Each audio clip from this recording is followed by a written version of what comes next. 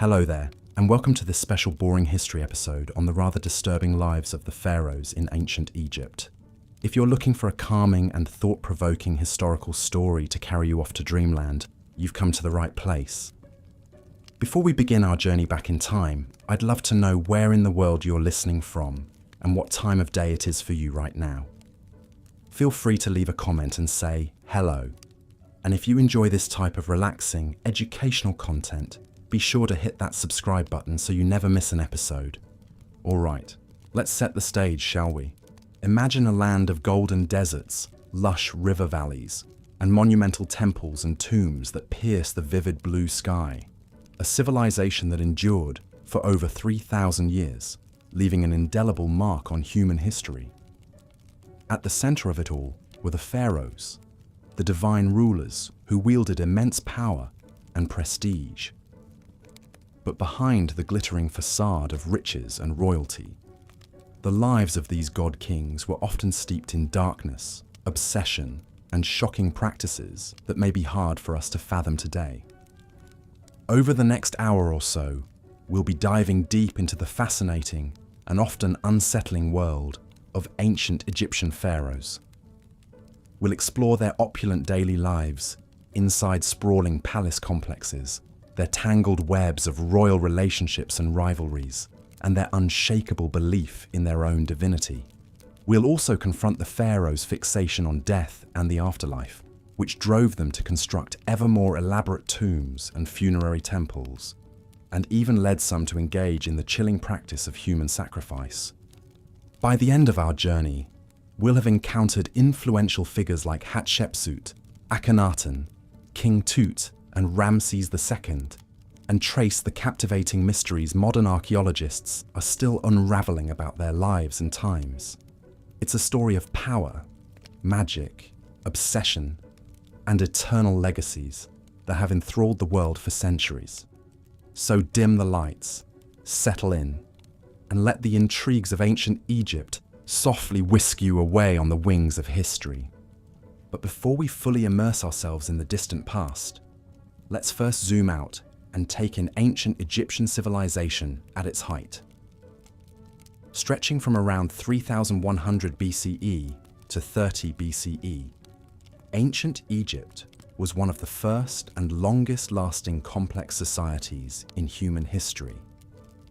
The kingdom was born when King Menes unified the disparate tribes of the lush Nile Valley into a single state, taking advantage of the river's fertile floodplains to fuel an agricultural revolution that would be the envy of the ancient world.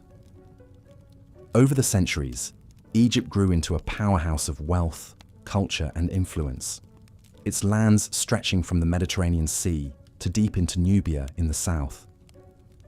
The pharaohs presided over a centralized state with a sophisticated bureaucracy, groundbreaking technological advancements like the ox-drawn plough and sailboats, and a rich culture that produced timeless works of art, architecture, and literature.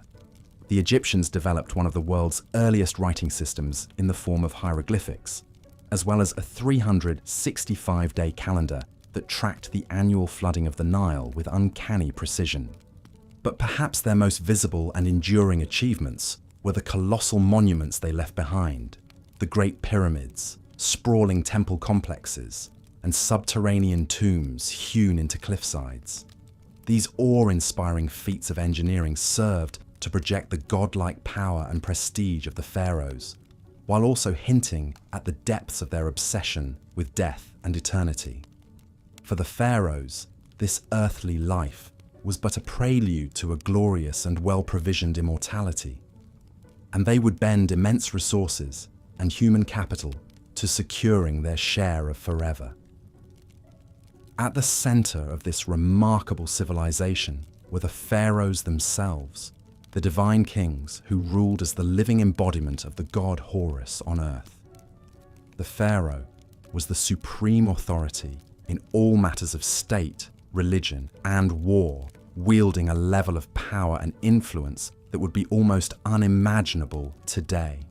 He, or in rare cases she, was responsible for maintaining order and balance in the cosmos, placating the gods with rituals and offerings, and ensuring the prosperity and protection of the Egyptian people. But this exalted status came with a dark side as well.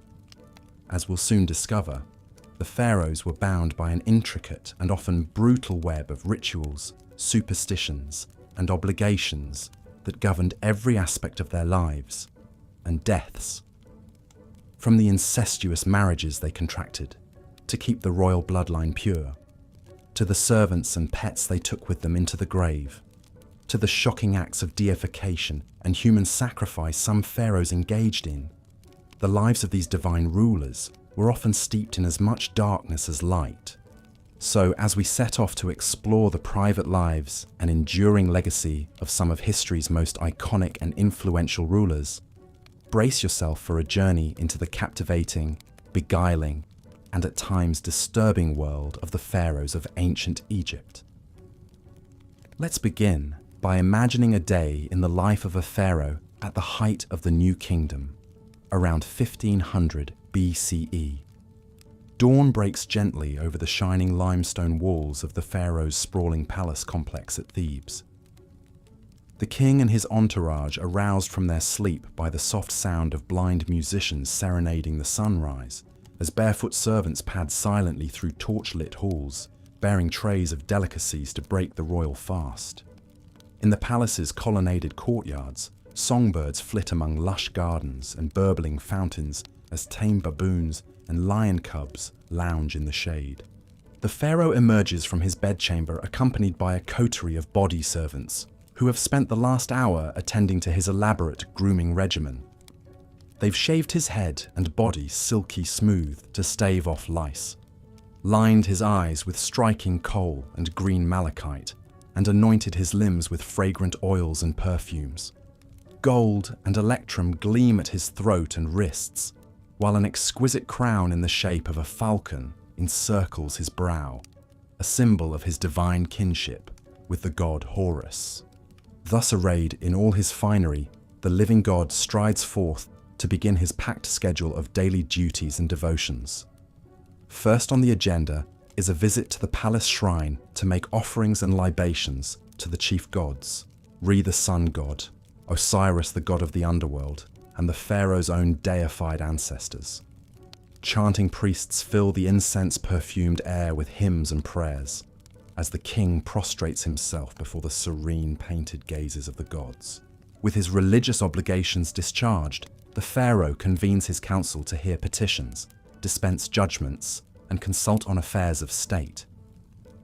Seated on a golden throne, he listens as his vizier reads out the day's business.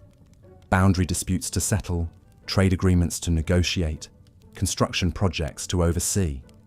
Though he solicits advice from his most trusted courtiers, the final word on all matters ultimately rests with him. The day wears on in a blur of ceremonies and spectacles designed to awe the populace and reinforce the pharaoh's divine right to rule.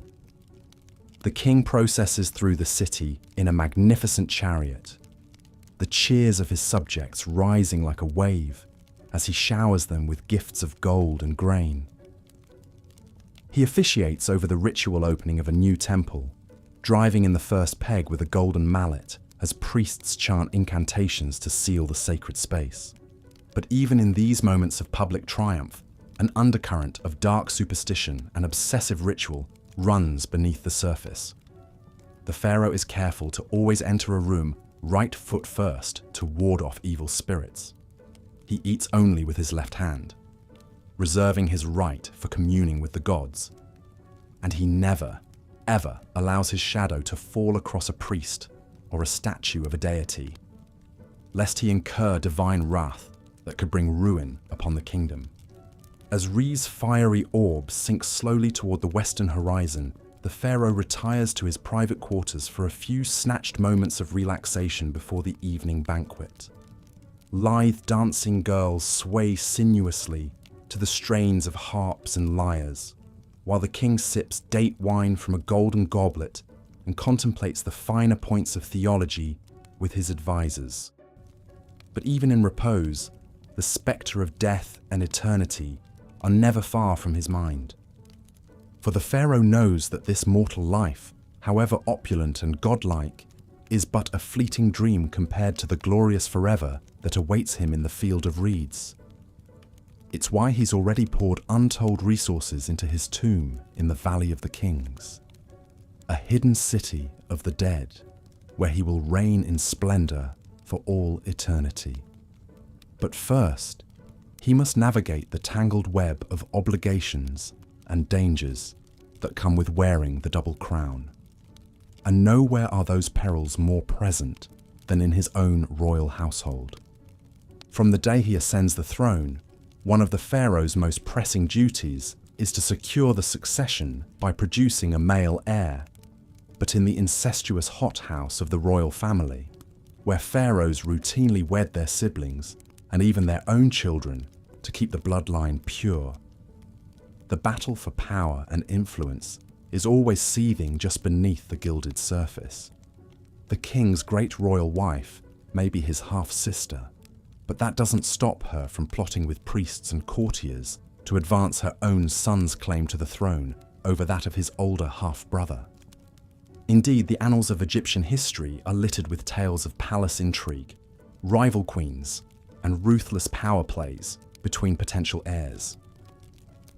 Take the remarkable story of Hatshepsut, the female pharaoh who ruled as king in her own right for over 20 years in the 15th century BCE.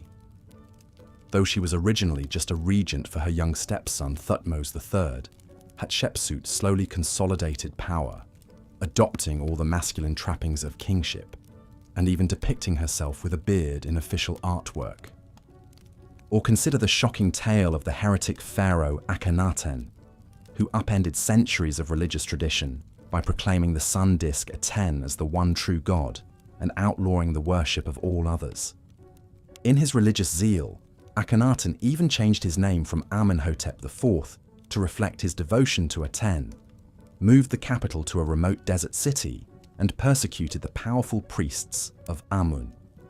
His reign was plagued by palace conspiracies and ended in disaster, with his young son Tutankhamun left to pick up the pieces. But perhaps the most disturbing example of how the pharaoh's godlike power could be abused is the practice of human sacrifice that was once disturbingly common in ancient Egypt. Archaeologists have unearthed numerous so-called retainer sacrifices in the tombs of early kings like Jer and Jet, where dozens of servants were slaughtered to continue serving their master in the afterlife. Even more chillingly, some pharaohs like Aha were buried with their pets and worldly treasures, as well as piles of human hair wigs, likely shorn from sacrificial victims. Thankfully, this ghastly practice seems to have died out by the end of the Old Kingdom, as the Egyptians developed more symbolic ways for pharaohs to take their earthly entourage with them into the afterlife. But it remains a dark stain on the otherwise glittering legacy of the pharaohs, a reminder of the unfathomable gulf that separated these divine kings from the teeming masses they ruled over. As the centuries roll on, the pharaohs continue to shape the course of Egyptian history and leave their mark in stone and story. Some, like Ramses II, known as Ramses the Great, presided over the kingdom at the height of its power and splendor, their triumphs and love lives immortalized on the walls of the temples they built to their own glory. Others, like the fabled Cleopatra VII, became entangled in the high-stakes intrigues of the wider Mediterranean world, their personal charisma and political savvy the stuff of enduring legend. But perhaps no pharaoh has captured the modern imagination quite like the boy King Tutankhamun, whose lavish tomb discovery in 1922 set off a global wave of Tutmania and turned the once obscure ruler into a household name. The dazzling treasures found in Tut's tomb, from his iconic golden death mask to the nested coffins and thrones, provided an unprecedented glimpse into the opulence and artistry of a royal burial and cemented the pharaoh's reputation as the ultimate status symbols of the ancient world. Today, new archaeological discoveries and cutting-edge scientific techniques are allowing us to peer even deeper into the lives and deaths of these endlessly fascinating rulers. CT scans and DNA analysis have revealed the inbred genetic deformities that plagued Tut's family line, as well as the festering wounds and malaria that likely claimed his life at the tender age of 19th. Inscriptions and papyri paint an increasingly vivid picture of the cutthroat world of palace politics, where foreign concubines and scheming viziers jostled for influence in the shadow of the throne.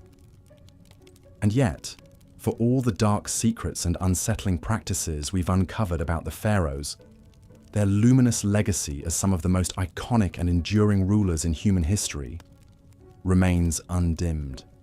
For over 3,000 years, they presided over a civilization of remarkable achievements and innovations, from the mathematical precision of the pyramids to the medical know-how of the world's first brain surgery.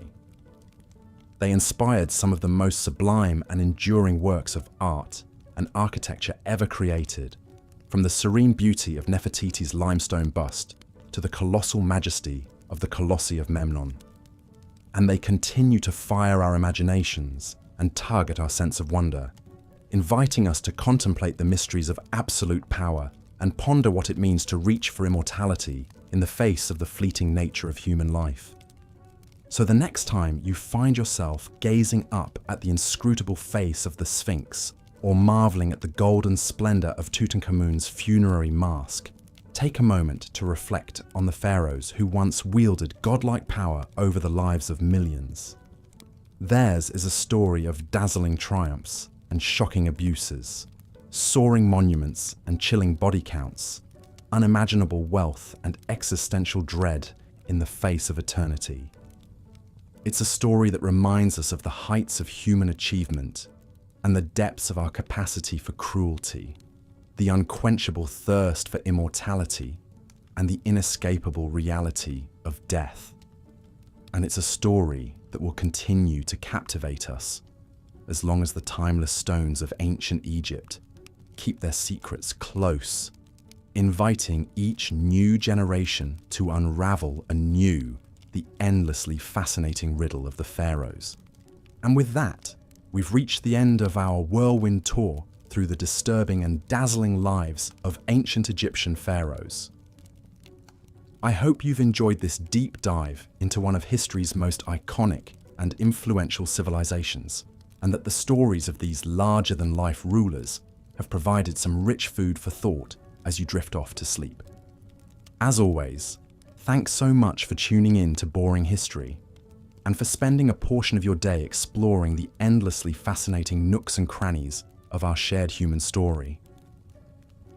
If you've enjoyed this immersive journey into the distant past, I'd be thrilled if you could hit that subscribe button and leave a comment sharing your thoughts on the pharaohs and their far-reaching legacy. Until next time, sweet dreams. And may your reveries be filled with the golden light of the eternal sun disk, the lush reeds of the field of reeds, and the whispered secrets of the kings and queens who once ruled as living gods over the shimmering sands of ancient Egypt. Good night. As we've seen, the pharaohs of ancient Egypt lived lives of opulence and grandeur almost unimaginable today. But behind the glittering facade of gold and gods lay a darker reality, one of unchecked power, mystical obsessions, and the ever-present spectre of death. Perhaps no pharaoh embodied these contradictions more than Ramses II, also known as Ramses the Great.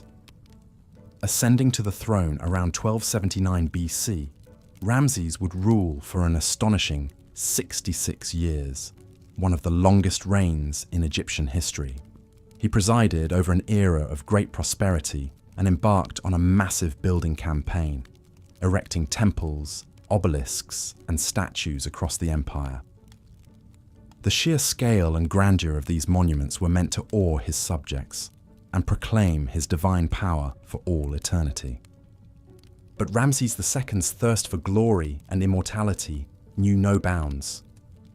He fathered over 100 children with a vast harem of wives and concubines. He didn't hesitate to deface or outright destroy the temples and monuments of previous rulers, replacing their names and images with his own in a brazen act of propaganda. Even the colossal statues he erected of himself, some towering over 80 feet tall, were exercises in deified narcissism and self-aggrandizement. Yet perhaps most disturbing were the measures Ramses took to ensure his own afterlife. His sprawling tomb complex, the Ramesseum, included a massive funerary temple served by an entire city of priests, artisans, and slaves. Ramses spared no expense furnishing his eternal resting place, packing it with unimaginable treasures, golden chariots, exquisite furniture, intricately carved alabaster vessels. Even his beloved pet lion was mummified to accompany him. But Ramses didn't stop there. Recent excavations suggest that many of the pharaoh's household staff, including his concubines, were ritually sacrificed upon his death so they could continue serving him in the afterlife. The remains of these victims paint a grim picture, their bodies posed as if still waiting hand and foot on their master, now an eternally divine king. It's a chilling reminder of just how far ancient Egyptian rulers were willing to go in their quest for immortality and godlike power.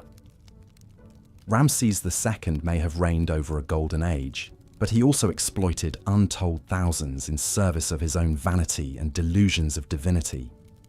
The blood and sweat of commoners quite literally built his legacy. While Ramses the Great was a particularly egregious example, he was far from the only pharaoh to abuse his absolute power in such ways. His predecessors, Amenhotep III and Akhenaten, undertook similarly ambitious and self-serving building projects. The boy king Tutankhamun was entombed with a staggering array of priceless treasures, while Cleopatra ruthlessly eliminated her own siblings to secure sole control of the throne. Time and again, the pharaohs proved that their deified status placed them above the moral laws governing ordinary Egyptians. They could upend religious traditions on a whim, take countless sexual partners, seize property and labor, even ritualize murder, all without consequence. The promise of a glorious afterlife made megalomaniacal excess not only acceptable, but almost inevitable. But in the end, the pharaohs discovered what all tyrants must, that no mortal, no matter how powerful, can escape death. For all their temples and tombs, magical spells and sacrificial servants, they succumb to the same fate as the humblest peasant. Their mummified bodies and worldly possessions gathered dust in the darkness, while their empire declined and their gods were forgotten. The cautionary tale of the pharaohs still resonates in our modern world of would-be strongmen and self-styled demigods. Those who believe themselves above the common bonds of morality and mortality would do well to remember how the mightiest rulers of ancient Egypt met their ignominious ends. For the great leveler comes for kings and commoners alike. A humbling lesson, 3,000 years in the making. As we close this chapter on the disturbing lives of ancient Egypt's god-kings, one can't help but marvel at all that's been lost to the devouring sands of time. We may have unearthed their treasures and unraveled some of their secrets. But so much remains unknown about this captivating civilization that built wonders and banished moral constraints. Perhaps, as archaeologists chip away at the layers of history, we'll come to an even clearer understanding of the shadows behind the pharaoh's dazzling reign. A deeper knowledge of what drove these divine rulers to such heights of power and depths of depraved self-obsession. Until then, they'll continue to haunt our imaginations, spectacular, sphinx-like, cloaked in gold and mystery. We can only guess at what other chilling revelations lie buried in the Valley of the Kings, waiting to see the light of day once more. Tales of tyrants and god-kings, faded to dust and etched in eternity. A reminder that even the grandest of empires and most glorified of rulers can't escape time's inexorable march. So, as we drift off to sleep, our heads filled with gilded sarcophagi and whispering spirits. Let's ponder the enduring allure of these ancient royals who held the power of life and death, heaven and earth, in their manicured hands, and be thankful perhaps that their like will never walk among us again, divine, decadent, and undone by their own towering egos. The next morning would see the pharaoh embark on his daily routine of religious duties and governing. He would first bathe in a sacred pool or be cleansed with holy water by priests, a ritual believed to purify both body and spirit. The pharaoh was then dressed in the finest linens, adorned with regal symbols like the double crown, scepter, and crook. Each item held deep meaning, the crook representing his role as shepherd of his people, the flail his authority to punish enemies of Egypt. But even these mundane morning tasks were imbued with layers of spiritual significance. Every movement was like a carefully choreographed dance, governed by the strict rules of Ma'at, the cosmic order that held the universe together. To deviate even slightly from these divine protocols was to court chaos and risk the god's wrath. It was a heavy existential burden to bear, but one seen as absolutely essential for a living god. Once attired in his divine regalia, the pharaoh would emerge from the palace to begin his packed schedule. Often first up was a visit to the temple to make offerings to the gods and perform vital rituals. As the high priest of every temple, his role was to gratify the gods and secure their continued blessings for Egypt. He would deliver offerings, recite sacred spells, and burn incense to the cult statues in the temple sanctuary. No matter how tedious, each rite had to be performed with perfect precision, like maintaining a cosmic engine. Even the subtlest mistake could have catastrophic consequences. The famous pyramid texts, carved on the walls of royal tombs, were essentially a script for the pharaoh to follow in the afterlife, guiding him through the trials to reach the blessed field of reeds. One can only imagine the intense pressure and anxiety of having to execute the rituals flawlessly, with the highest stakes imaginable riding on them. With his religious duties complete, the pharaoh would turn to the business of governing Egypt. He would meet with his most trusted advisors, viziers who acted as his eyes and ears throughout the land. They delivered reports on the political situation in Egypt and its diplomatic ties with rivals like the Nubians, Hittites, and Mesopotamians. The pharaoh would hear petitions from his people and pronounce his judgments according to Ma'at. Although the viziers oversaw the vast state bureaucracy on a day-to-day basis, the pharaoh had the final say on all matters and was expected to uphold justice. Governing a massive state was challenging enough, but the pharaoh's absolute power created its own disturbing incentives. With no real check on his whims, a pharaoh could easily succumb to corruption or tyranny if he wished. Some pharaohs imposed brutal taxes and forced labor on their subjects to build their own lavish monuments. Others grew paranoid and resorted to ruthless purges of anyone they perceived as a threat. The Ptolemaic pharaoh Ptolemy IV had his own mother and brother murdered to eliminate potential rivals to the throne. With ultimate power over life and death, even the bonds of family could turn deadly. But the pharaoh's day wasn't all blood and toil. He was also entitled to enjoy the finest earthly pleasures and leisure pursuits. He might go on a hunting expedition in the desert, firing arrows from his war chariot at fleeing lions and gazelles. The hunt was seen as a metaphor for the pharaoh's triumph over the forces of chaos that constantly threatened Egypt. A successful hunt proved his vitality and warrior prowess. The pharaoh might also indulge in a board game of senet with one of his trusted courtiers. Senet was hugely popular among the Egyptian elite and even took on spiritual dimensions. Some believed the game mimicked the soul's journey through the Duat underworld, with the final squares representing the gates of the afterlife. Here again, the lines between earthly recreation and cosmic symbolism were always blurred. As Re's journey across the sky drew to a close and shadows lengthened, the pharaoh would finally retire to his chambers after a long day of service to the two lands. But even in rest, his divine duties never ceased. The pharaoh's sleep was believed to mystically merge his Ba soul with the sun god, renewing his divine life force. It was a time of strange visions and communion with the gods, not mere repose. Enigmatic dream books have survived that were used to help interpret the pharaoh's dreams and discern divine messages in them. In one disturbing dream from the Chester Beatty Papyrus, the pharaoh Ramses II dreamt he saw Ptah, the great creator god of Memphis, standing over him with a sword. Ptah angrily chastised him for not completing his temple and struck him on his side. When Ramses awoke, he was determined to appease the wrathful deity by expediting work on the temple. Even in his own dreams, it seemed, there was no refuge from the crushing pressure of his role.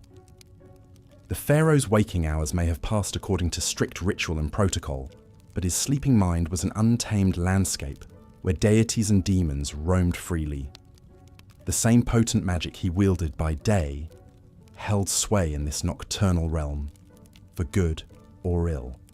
Spells were carved on headrests and bed frames to protect the vulnerable sleeper from malign forces. This liminal space between waking and dreaming was a potent time for communing with the unseen and for divining the gods' mercurial wills. The life of a pharaoh, from sunup to sundown, was a tightrope walk between the earthly and divine, the banal and sublime. Every action, no matter how routine, took on transcendent significance.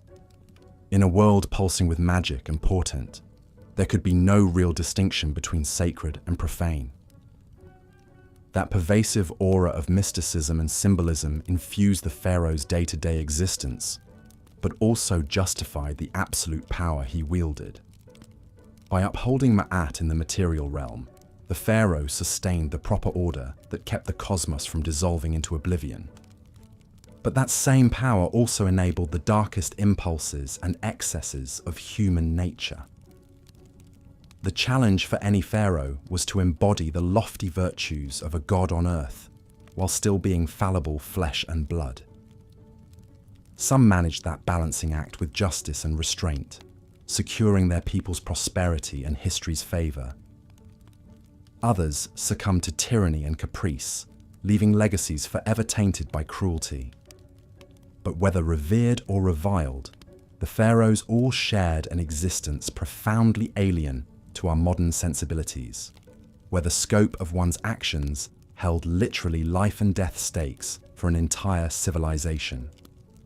The pharaoh's day typically began at sunrise with a ceremonial cleansing by priests, followed by a grand procession out to the main temple for ritual offerings and worship. As a living god, this direct link to the divine was the pharaoh's most vital duty, necessary to maintain Ma'at. He would present statuettes of himself as offerings and libate wine, milk, and other precious liquids before the gods. Incense would be burned, prayers recited, and sacred magic enacted through liturgies and hymns. After the morning rituals, the pharaoh would attend to the business of state, receiving ministers' reports, settling legal cases, and issuing decrees on everything from irrigation projects to mining expeditions. He would also engage in more ceremonial duties as the day progressed, from officiating over agricultural festivals to commissioning monumental building works in his name. The pharaoh's workday was interspersed with breaks for meals, recreation, and rest.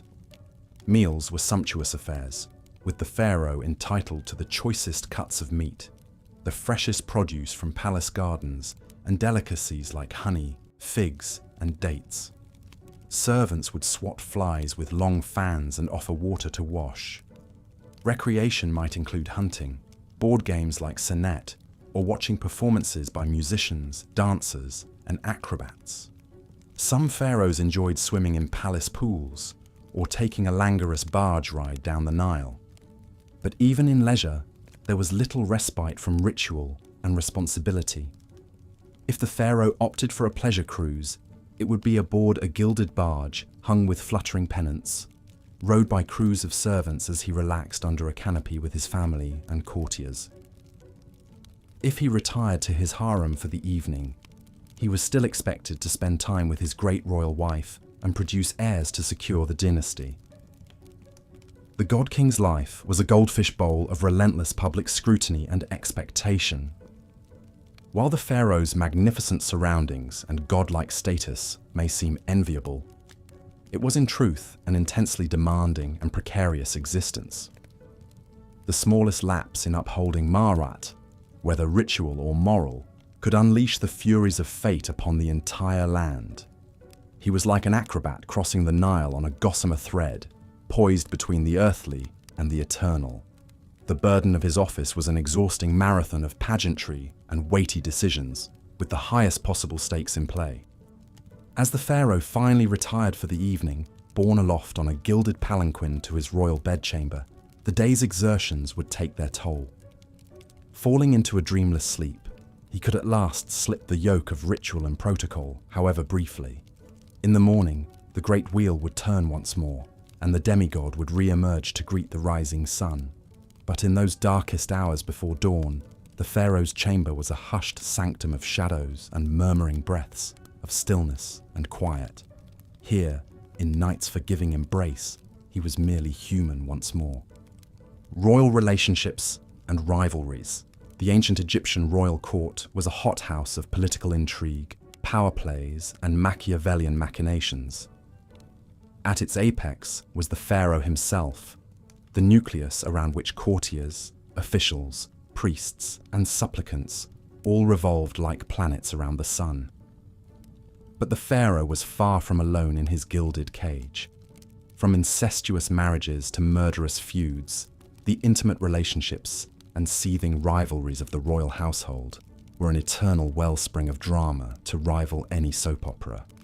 The women who surrounded the pharaoh were some of the most influential and intriguing figures in the palace. Foremost among them was the great royal wife, the queen who was meant to be the pharaoh's favorite consort and chief partner in ruling Egypt. Many queens wielded substantial power in their own right, with some like Nefertiti and Hatshepsut even eclipsing their husband's authority. Nefertiti, the legendary beauty and great royal wife of the oddball pharaoh Akhenaten, may have reigned as a full-fledged co-ruler beside him during the height of the Amarna period's religious upheaval. She vanished mysteriously from the record in Akhenaten's final years, but some tantalizing clues hint that she may have even succeeded him as the shrouded pharaoh Smenkhkare. The jury's still out on that enigma. Hatshepsut's unprecedented power play was even more dramatic. As the royal daughter, wife, and mother of kings, Hatshepsut was uniquely poised to make her move when her young stepson Thutmose III inherited the throne. First serving as his regent, Hatshepsut soon assumed the full titles and regalia of a king in her own right, dropping the feminine endings from her royal name. For over 2 decades, Egypt had a female pharaoh in all but anatomy, dominating a time of immense prosperity and monumental building. Only after her death did Thutmose III emerge from the shadow of his formidable stepmother. But being the pharaoh's chief wife and queen was no guarantee of an easy life. In a polygamous palace, the queen always had to stay on her toes to maintain her influence and guard against rivals. One of the most infamous examples was the bitter war between Ramses II's chief queen Nefertari and the secondary wife Isetnofret, mother of the heir apparent. Court gossip gleefully chronicled how the two powerful women schemed ceaselessly against each other, using everything from lavish banquets to slanderous graffiti to sway the pharaoh's favor. The stakes in this Game of Thrones were immensely high, as queens vied to secure the succession for their own sons. Isetnofret ultimately triumphed, living to see her son Meneptah take the throne, but only after decades of cutthroat intrigue. Such vicious rivalries between a pharaoh's wives were par for the palace course. Incest was another queasy quirk of royal marriages, seen as essential to safeguarding the sacred bloodline. Pharaohs often married their sisters, daughters, and even mothers in an attempt to keep the royal lineage as pure as possible. The Greek Ptolemaic dynasty took this to extremes, with the family tree knotting back on itself in a snarled tangle of repeated incestuous unions. Cleopatra VII, the most famous Ptolemy of all, was actually the product of at least 3 generations of uninterrupted brother-sister marriages. Her family seemed to be competing to rack up the most convoluted incestuous relationships, with uncle-niece and even double-sibling matches thrown in for good measure. Ironically, all this incestuous inbreeding may have produced the genetic quirks and mental instability that ultimately doomed the dynasty. But incest in the royal family wasn't just a Ptolemaic phenomenon. It was an age-old custom dating back to the mythical origins of Egyptian kingship itself. The pharaoh was seen as the earthly embodiment of Horus, the divine son of Osiris and Isis, a brother-sister pair who also happened to be husband and wife. By emulating the gods' incestuous marriage, the pharaoh was upholding the cosmic order and literally following in the footsteps of the gods. Of course, such sibling marriages must have taken a heavy toll, both psychologically and genetically. The famous Tutankhamun was the sickly, short-lived product of an incestuous match between Akhenaten and his sister. His congenitally deformed foot and cleft palate point to the deleterious effects of inbreeding. But to the ancient Egyptians, purity of blood was far more important than genetic diversity.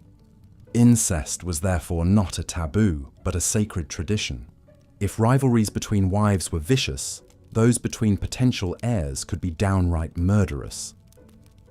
Primogeniture was not a hard and fast rule in ancient Egypt, meaning that any son or even daughter of the pharaoh could potentially make a play for the throne. This often led to cutthroat power struggles and grim succession crises as rival princes schemed to eliminate their competitors. One notorious example was Amenemhat I, the founder of the powerful 12th dynasty. An advisor to the previous king, Amenemhat launched a successful coup and had himself crowned as the new pharaoh. But his reign was plagued by constant conspiracies and assassination attempts, as rival factions jockeyed for power. His own harem even launched a shadowy plot against his life, creeping into the royal bedchamber with daggers drawn. Amenemhat only survived by the intervention of his loyal guards, fighting them off nearly naked. So shaken was Amenemhat by his brush with death that he took the unprecedented step of crowning his son, Senusret I, as co-pharaoh during his own lifetime. By securing the succession early, Amenemhat aimed to stave off further intrigues and smooth the transfer of power. Realpolitik trumped tradition. Amenemhat's instructions to his son, a treatise on effective kingship, reflect his embattled cynicism. Be on your guard against all subordinates, because you cannot be sure who is plotting against you. Perhaps the ultimate example of a royal rivalry turned deadly was the grim fall of Ramses III, the last great pharaoh of the New Kingdom. Court records paint a sordid picture of a geriatric pharaoh with a harem of hundreds, riven by factionalism as rival wives schemed to put their sons on the throne. One wife, Tiye, hatched an audacious plot to assassinate Ramses and crown her son Pentuer in a coup. The conspiracy was uncovered at the 11th hour, but not before a bloody skirmish between guards loyal to Tiye and those protecting the pharaoh. In the end, Ramses' own throat was slit, likely by an assassin who wormed his way into the royal harem. The king lingered just long enough to appoint his designated heir and round up the ringleaders of the failed coup. In a grisly epilogue, the chief conspirators were forced to commit suicide, while the hapless Pentuer was brutally executed and denied proper burial. Even in death, royal rivalries refused to rest.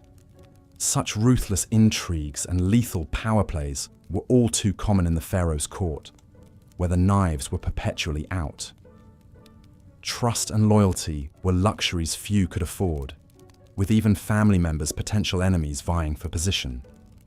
Caught in this tangled web of shaky alliances and seething resentments, the pharaoh had to walk a razor's edge, vigilantly balancing factions while watching his own back. Heavy was the head that wore the double crown. Gods on earth, the pharaoh as divine ruler. More than mere monarchs, the pharaohs of ancient Egypt were living deities, straddling the boundary between the earthly and divine. Each pharaoh was seen as the embodiment of Horus, the falcon-headed sky god, and the son of the great sun god Re, Az. The practice of retainer sacrifice, also known as retainer burial, was one of the most chilling customs in ancient Egypt. The idea was that servants, both human and animal, who attended the pharaoh in life, would continue to serve him in death and the afterlife. This was seen as an honor, to accompany one's king for eternity. But to our modern sensibilities, it's a staggering loss of life in the name of royal luxury. Some of the earliest evidence of retainer sacrifice comes from subsidiary graves around the royal tombs of the First Dynasty pharaohs at Abydos. These subsidiary graves contain the remains of servants, as well as food, furniture, jewelry, and tools, all the things deemed necessary to serve the pharaoh in the afterlife. The tomb of King Djer is a striking example. Excavations revealed 318 subsidiary burials around his tomb, with servants' bodies arranged in neat rows, believed to have been sacrificed upon Djer's death. Even more unsettling are the animal sacrifices found in pharaonic tombs. Many kings were buried with their beloved pets to keep them company, hunting dogs, cats, monkeys, gazelles, and more. But some animal graves are on a whole different scale. The tomb of King Horahar contained 10 donkeys that had carried his funeral gifts. King Nama's tomb held 10 dogs. The First Dynasty pharaoh Waj was even buried with no less than 12 baboons, creatures considered sacred to the god Thoth. But perhaps the most bizarre burial good of all was human hair, lots and lots of it. Archaeologists uncovered a staggering 30 million animal mummies and 80 tons of human hair in a series of vast catacombs beneath the Temple of Anubis at Saqqara. Much of this hair is believed to have been shorn from servants and offered to the jackal-headed god of embalming as a plea for the deceased pharaoh's safe journey to the afterlife. As staggering as these numbers are, it's important to note that human sacrifice was not constant throughout ancient Egyptian history.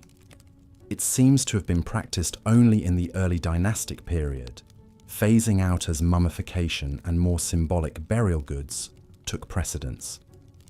By the time of the New Kingdom, human sacrifices had disappeared, replaced by Shabti figurines meant to magically come alive and act as servants in the afterlife. Still, those early royal tombs with their grim galleries of subsidiary burials leave a lasting and haunting impression. They speak to the absolute power of the pharaohs and the value placed on their post-mortem comfort above all else. Even in death, the pharaohs commanded the living. Their sacred status meant their journey to the afterlife was all that mattered, no matter how many had to die to ensure it.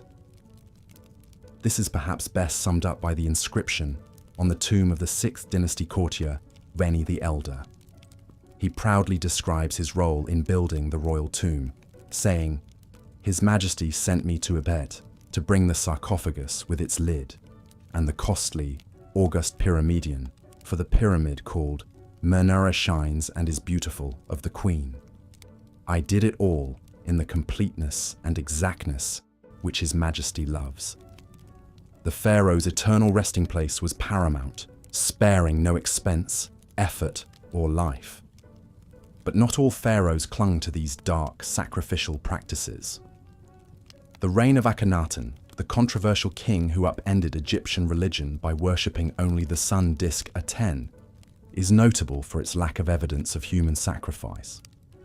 Akhenaten moved the capital to a new city, Akhetaten, known today as Amarna. Here he built a royal tomb with no subsidiary graves, perhaps signaling a shift in funerary customs to match his religious reforms. However, Akhenaten's changes were short-lived. After his death, his son Tutankhamun and successors returned to the old gods and traditional practices. Tut's own famous tomb, discovered in 1922, was stocked with all the traditional grave goods and mummified remains of his several stillborn daughters. Though not sacrificed in the old way, these children still accompanied him to the afterlife as eternal reminders of his divine blood.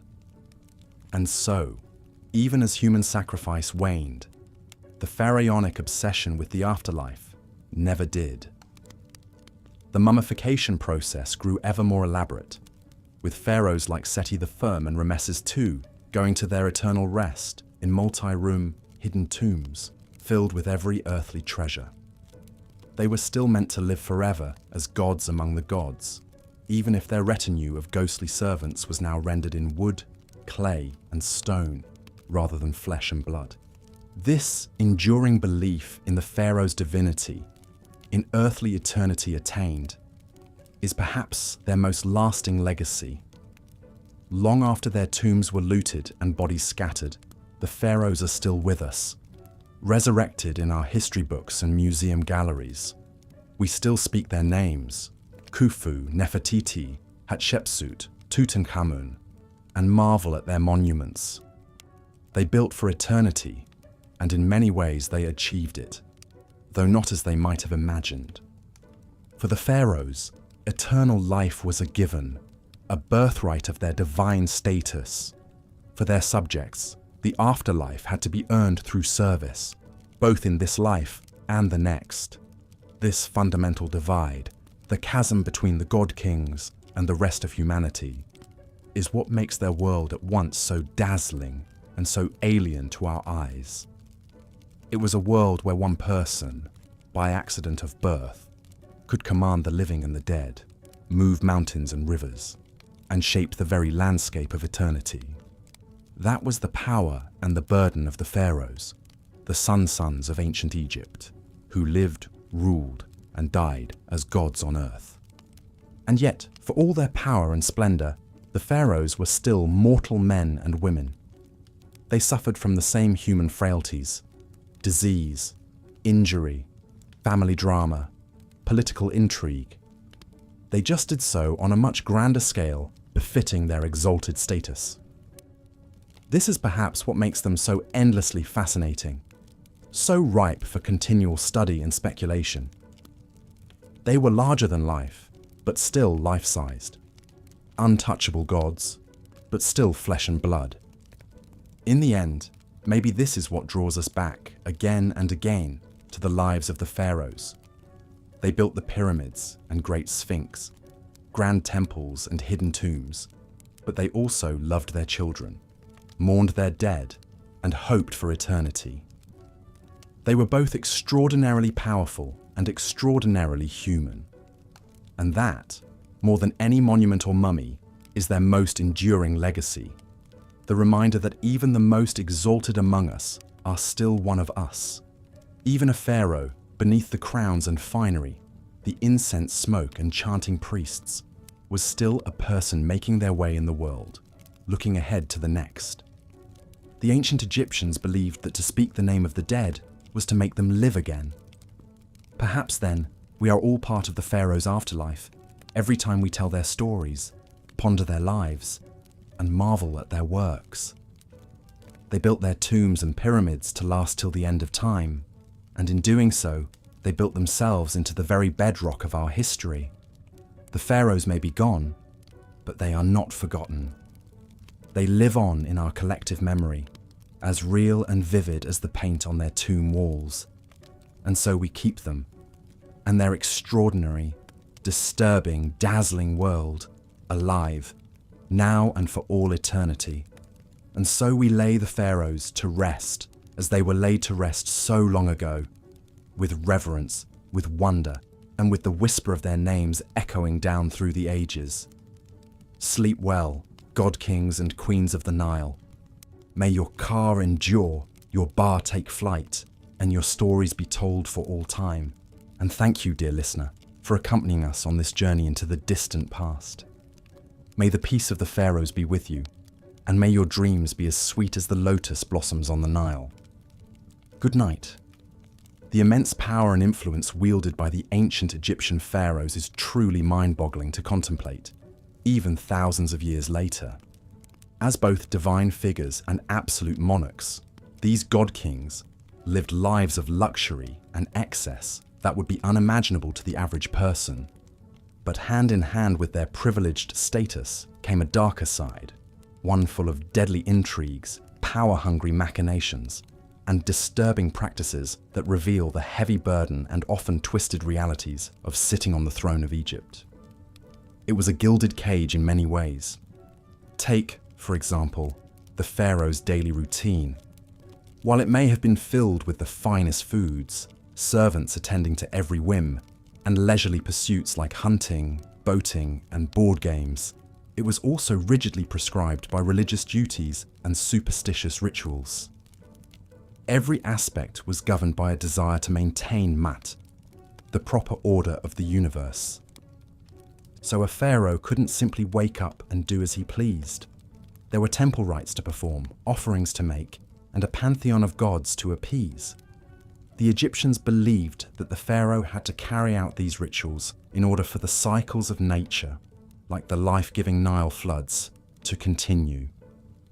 That's a heavy responsibility to bear.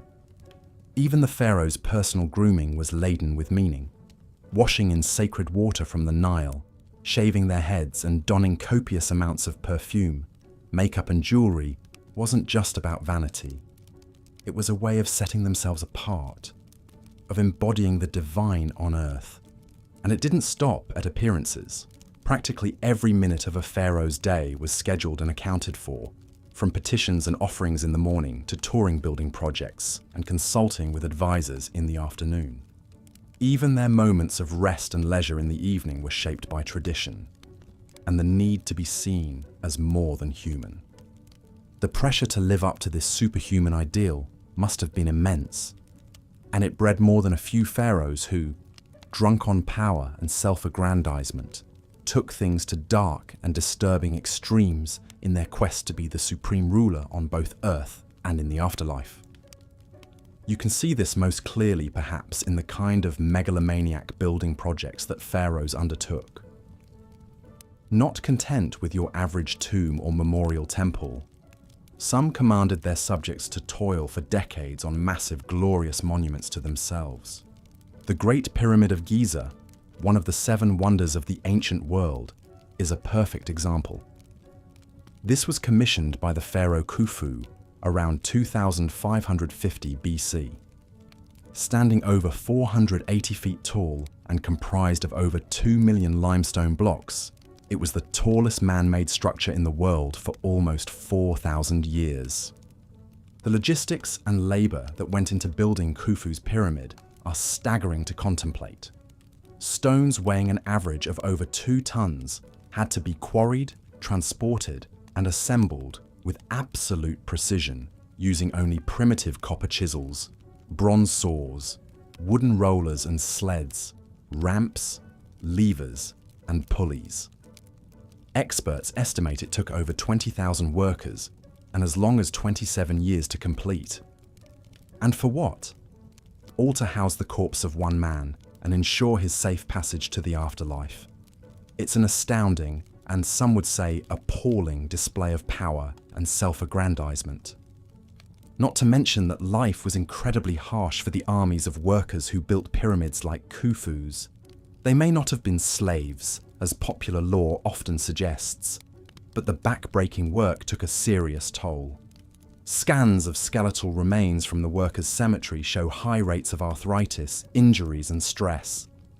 Pyramid building eventually fell out of favor, perhaps becoming too costly and time-consuming even for the pharaohs. But the rich and powerful still found other ways to flaunt their wealth in the face of death. Take King Tutankhamun, the famed boy king who ruled in the 14th century BC. While he died young and had a relatively short reign, his golden death mask and opulent grave goods have become enduring symbols of ancient Egypt's wealth and splendor. When Howard Carter unsealed King Tut's small tomb in 1922, he found room after room stuffed to the brim with a dazzling array of over 5,000 priceless objects. Golden shrines, jewel-encrusted chests, intricately carved furniture, chariots, clothes, perfumes, and even food and wine to sustain Tut in the afterlife. The sensational discovery ignited a wave of Tutmania around the world and introduced millions to the glories of ancient Egypt. But it also highlights the phenomenal excess enjoyed by the pharaohs, even the minor ones like Tutankhamun. Some rulers took it even further, burying loyal subjects with them to serve them in death as they had in life. This is a practice known as retainer sacrifice, and evidence for it has been found in some of the earliest royal tombs, going back to the First Dynasty around 3000 BC. In tombs at the royal burial ground of Abydos, archaeologists discovered the remains of court officials, servants, and even dogs arrayed around the pharaoh's sarcophagus and subsidiary graves. It seems these unlucky attendants were sacrificed to continue their duties in the afterlife, a disturbing reflection of how much the pharaoh's power extended beyond the grave.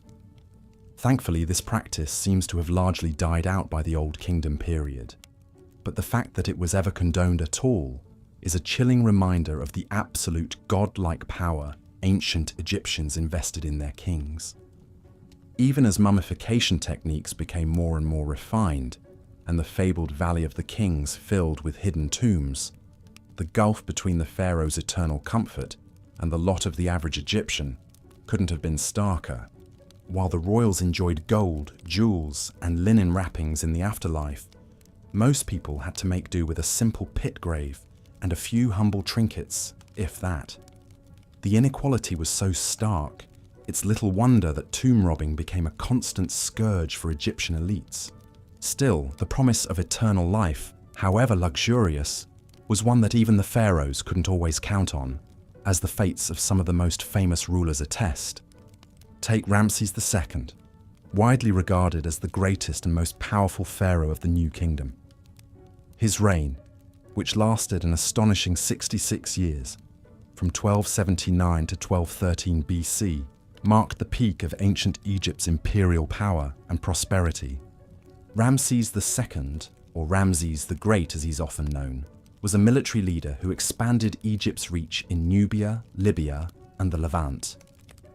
He was also a prolific builder who erected many grand temples, statues, and monuments. But for all his glory in life, Ramses II didn't exactly get the restful and dignified eternity he probably expected. His mummy has been moved and disturbed countless times over the millennia, as tomb robbers, priests, and archaeologists have all had a hand in its fate. When Ramses's mummy was finally unwrapped in 1886 by Gaston Maspero, the head of the Egyptian Antiquities Service, it was found to be in poor condition. The king's body was broken into pieces, many bones were missing, and a gaping hole in the skull suggested the work of ancient looters. Still, with his long aquiline nose, strong jaw, and shock of white hair, Ramses was an imposing figure even in death.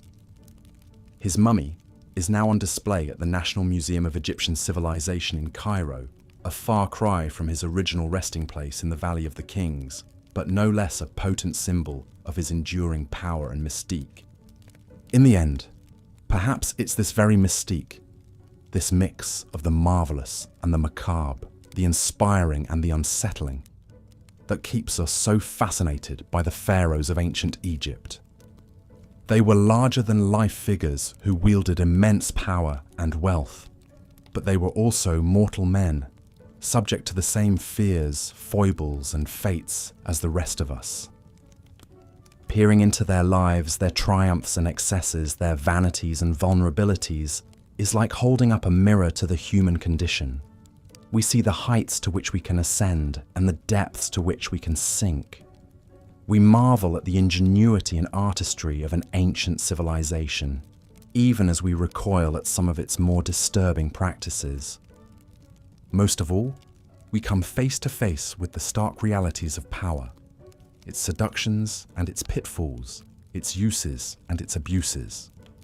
The pharaohs may have ruled as gods on earth, but they were also prisoners of a system that demanded constant displays of strength, piety, and conspicuous consumption. In that sense, perhaps we can even feel a twinge of sympathy for these divine rulers, trapped in their gilded cages, burdened with the weight of an entire civilization's hopes, dreams, and fears. It's a far cry from the glamorous and carefree existence we might imagine for a god king. But then again, that's the enduring allure of ancient Egypt. It defies our expectations and challenges our assumptions at every turn. It is a civilization that was at once familiar and alien, majestic and monstrous, enlightened and benighted. And the pharaohs, for all their flaws and foibles, were the avatars of this endlessly fascinating world. They may have lived and died thousands of years ago, but their stories, their secrets, and their splendors continue to haunt us to this day. We will likely never fully unravel all the mysteries of the pharaohs and their world, but that doesn't stop us from trying. From poring over every scrap of papyrus, studying every mummy and monument, sifting through every grain of desert sand for clues to their lives and times. In a way, that's the greatest legacy of the pharaohs, not the pyramids or the golden treasures, but the enduring sense of wonder and curiosity they inspire in us, the tantalizing glimpse they offer into a world at once vanished and vivid, lost and everlasting. So perhaps the real question is not what we can learn from the pharaohs, but what we can learn about ourselves in our endless fascination with them. What does our obsession with these ancient rulers say about our own hopes, dreams, and fears? What does it reveal about our relationship to power, to death, to the eternal mysteries of the human heart? These are questions that may never have definitive answers, but they are worth pondering nonetheless, just as the pharaohs themselves continue to beguile and bewilder us, inviting us to explore ever deeper the labyrinthine recesses of their world and our own. And so, the story of the pharaohs endures, as it has for millennia, a tale of power and pathos, of glory and despair, of the eternal dance between light and shadow that defines the human condition. It is a story that will continue to be told and retold, as long as there are those who seek to peer behind the veil of history and glimpse the faces of those who once ruled as gods among men. The pharaoh would begin his morning ablutions in an ornate limestone washroom, where a small army of servants waited to assist their living god. First, they would delicately wrap him in fine linen towels and escort him to a gleaming copper bathing tub filled with water, lotus flowers floating on the surface. As he stepped in, the servants would carefully wash the pharaoh's body with natron, a mineral salt that cleansed and softened the skin. They paid special attention to his hands and feet, gently scrubbing away any dirt or impurities. After bathing, the pharaoh would be dried off, and a servant would appear bearing a tray of fragrant oils. With practiced motions, he would anoint the king from head to toe, massaging the oils into his skin until it glowed. These sacred unguents, in scents of myrrh, frankincense, and cinnamon, were believed to have magical protective properties, shielding the pharaoh from evil spirits and misfortune. A dab of black coal was carefully applied around his eyes, not just for beauty, but to deflect the harsh glare of the sun god Ra and ward off eye infections. Next came the pharaoh's iconic regalia, the crowns, scepters, and jewels that denoted his supreme status. Every item was imbued with layers of religious and political symbolism. The distinctive double crown, for example, represented the unification of Upper and Lower Egypt under the pharaoh's divine rule. A designated servant would reverentially lift the lapis lazuli and gold headdress and place it atop the king's head, taking great care to arrange it just so. Then would come the crook and flail, implements of kingship often depicted crossed over the pharaoh's chest in art and sculpture.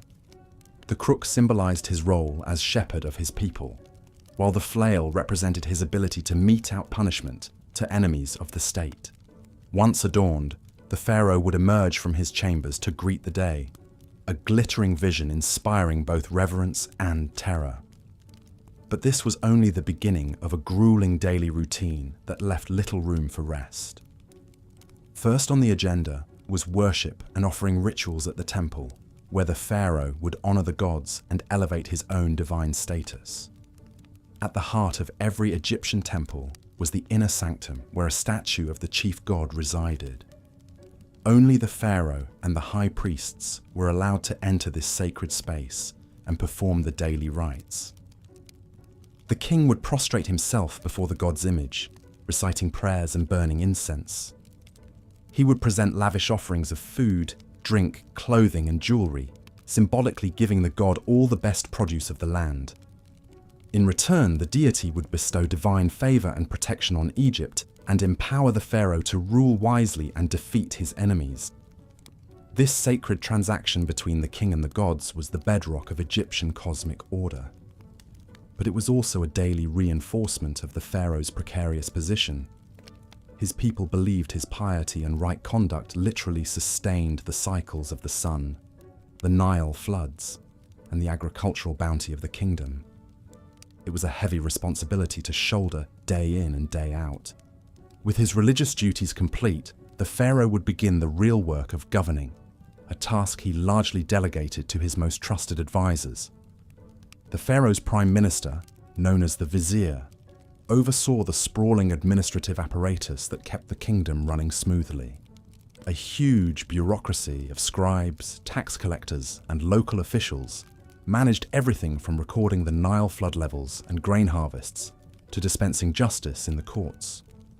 But the pharaoh was expected to take an active role in decision-making on key issues like diplomacy, trade, and monumental building projects.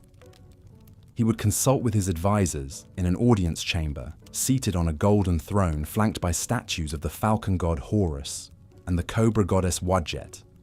Painted on the walls around him were scenes of the pharaoh smiting foreign enemies and offering to the gods, potent reminders of his larger-than-life duties. Seated at his feet on a dais would be his great royal wife, the queen who bore the next heir to the throne. The vizier and other courtiers would bow low before the royal couple, hands raised in supplication, awaiting their orders. Messengers and petitioners would be ushered in to deliver reports on the state of the kingdom or beg boons from the pharaoh. There might be disturbing news of a military skirmish at the border, requiring the king to marshal his armies, or a request to send aid to a region facing drought and famine. Diplomats from foreign lands would present tribute and tokens of respect in exchange for trade concessions and treaties.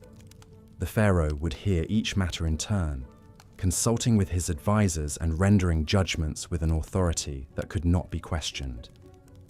Even in his leisure time, the king was performing his royal role. He would go on ceremonial hunting expeditions in the desert, firing arrows at lions and other big game from a speeding chariot. This was a demonstration of his physical prowess and mastery over the wild forces of nature. Important propaganda in a world where might made right.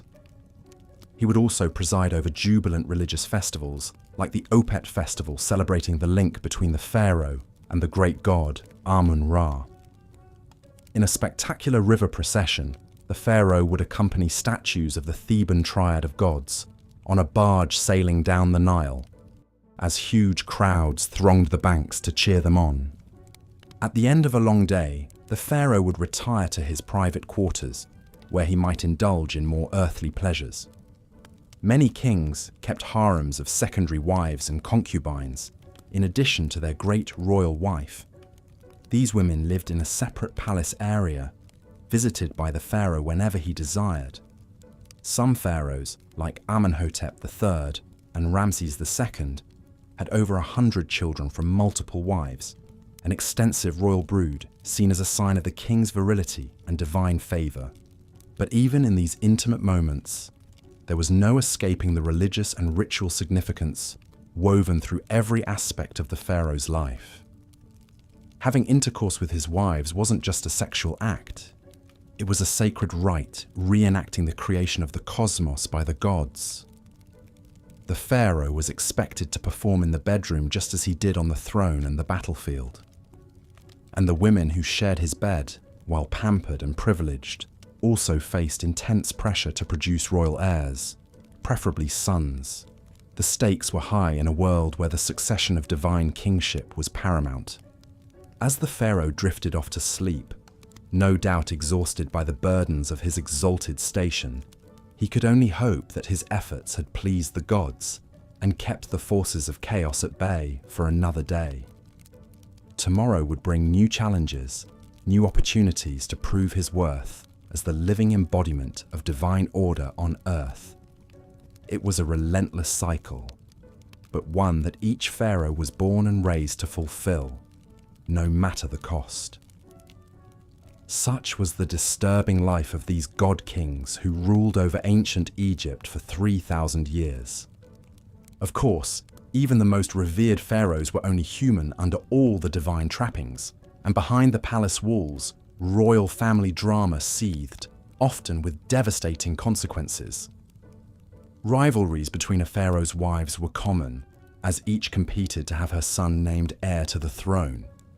These feuds took on legendary proportions in some cases, like the rivalry between Ramses II's wife Nefertari and his secondary consort Isetanofret. Nefertari, whose beauty and influence were so great she was known as the one for whom the sun shines, had borne Ramses several sons, but none had survived to succeed him. Isetanofret saw her chance to install her own son, Meneptah, as crown prince, and worked to undermine Nefertari at every turn. The struggle came to a head when Nefertari's tomb was vandalized, her image hacked out of the wall reliefs in a blatant attempt to erase her from history and memory. Many suspected Isetanofret was behind the desecration, though nothing could be proven. In the end, despite Nefertari's unrivaled status, it was Isetanofret's son Merneptah who took the throne after Ramses' death. Such was the Game of Thrones played out in the pharaoh's court, where even the most beloved consort could fall victim to the ruthless machinations of her rivals. Even more scandalous were the rare but documented cases of incest within the royal family. The pharaohs believed their divine blood had to be kept pure at all costs, even if that meant marrying their siblings or even their own children. This practice may have reached its disturbing apex with the curious case of Akhenaten, the rebel pharaoh who upended centuries of religious tradition by proclaiming the sun disk Aten as the one true god. Akhenaten was already a strange and enigmatic figure, depicted in art with an elongated skull, spindly limbs, and feminine hips that have long puzzled scholars. But even more shocking was his unconventional choice of chief wife and queen, his own daughter, Ankhesenamun. Archaeological evidence suggests Ankhesenamun was born to Akhenaten and his first wife, Nefertiti, when they were both very young, perhaps as young as 12 years old. She would have grown up in her father's sprawling new capital city of Amarna, a surreal landscape dominated by the towering temples of the Aten sun disk. As she blossomed into a young woman, Ankhesenamun caught the eye of her father, who by then had proclaimed himself the living incarnation of the Aten and banned the worship of all other gods. In a move that must have scandalized the court, Akhenaten took his teenage daughter as his great royal wife, the pharaoh's consort who would rule by his side and bear his children. The union was immortalized in a series of intimate portraits carved into Amarna's limestone cliffs, showing the couple locked in romantic embraces, their bodies intertwined. These scenes, almost pornographic by ancient Egyptian standards, suggest an erotic charge to the relationship that went beyond mere dynastic calculation. What Ankhesenamun herself thought of her fate, we can only imagine. As a royal princess, she would have had little say in the matter. The marriage produced at least 2 daughters, but no surviving sons to inherit Akhenaten's throne. When the heretic pharaoh died after a 17-year reign, the Amarna experiment died with him. The old gods were restored, his capital abandoned, and his name erased from the king lists. The young widow Ankhesenamun vanished from the record. Her astonishing story buried until Amarna's ruins were rediscovered in the early 20th century. She has since become an object of fascination and speculation for historians, a symbol of the disturbing lengths to which some pharaohs would go to protect their godly bloodlines. Such was the strange and secretive world of the pharaoh's royal family, a hothouse of intrigue and power struggles played out against the backdrop of divine kingship. The pharaoh may have been worshipped as a god on earth, but he was also a man with all too human appetites and frailties, and those closest to him, the women and children of his household, often paid the highest price for their proximity to power.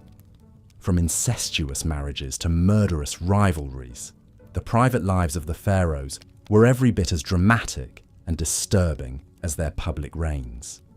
But for all the darkness and dysfunction lurking behind palace walls, the pharaohs never lost sight of their ultimate obsession, their own divinity and immortality.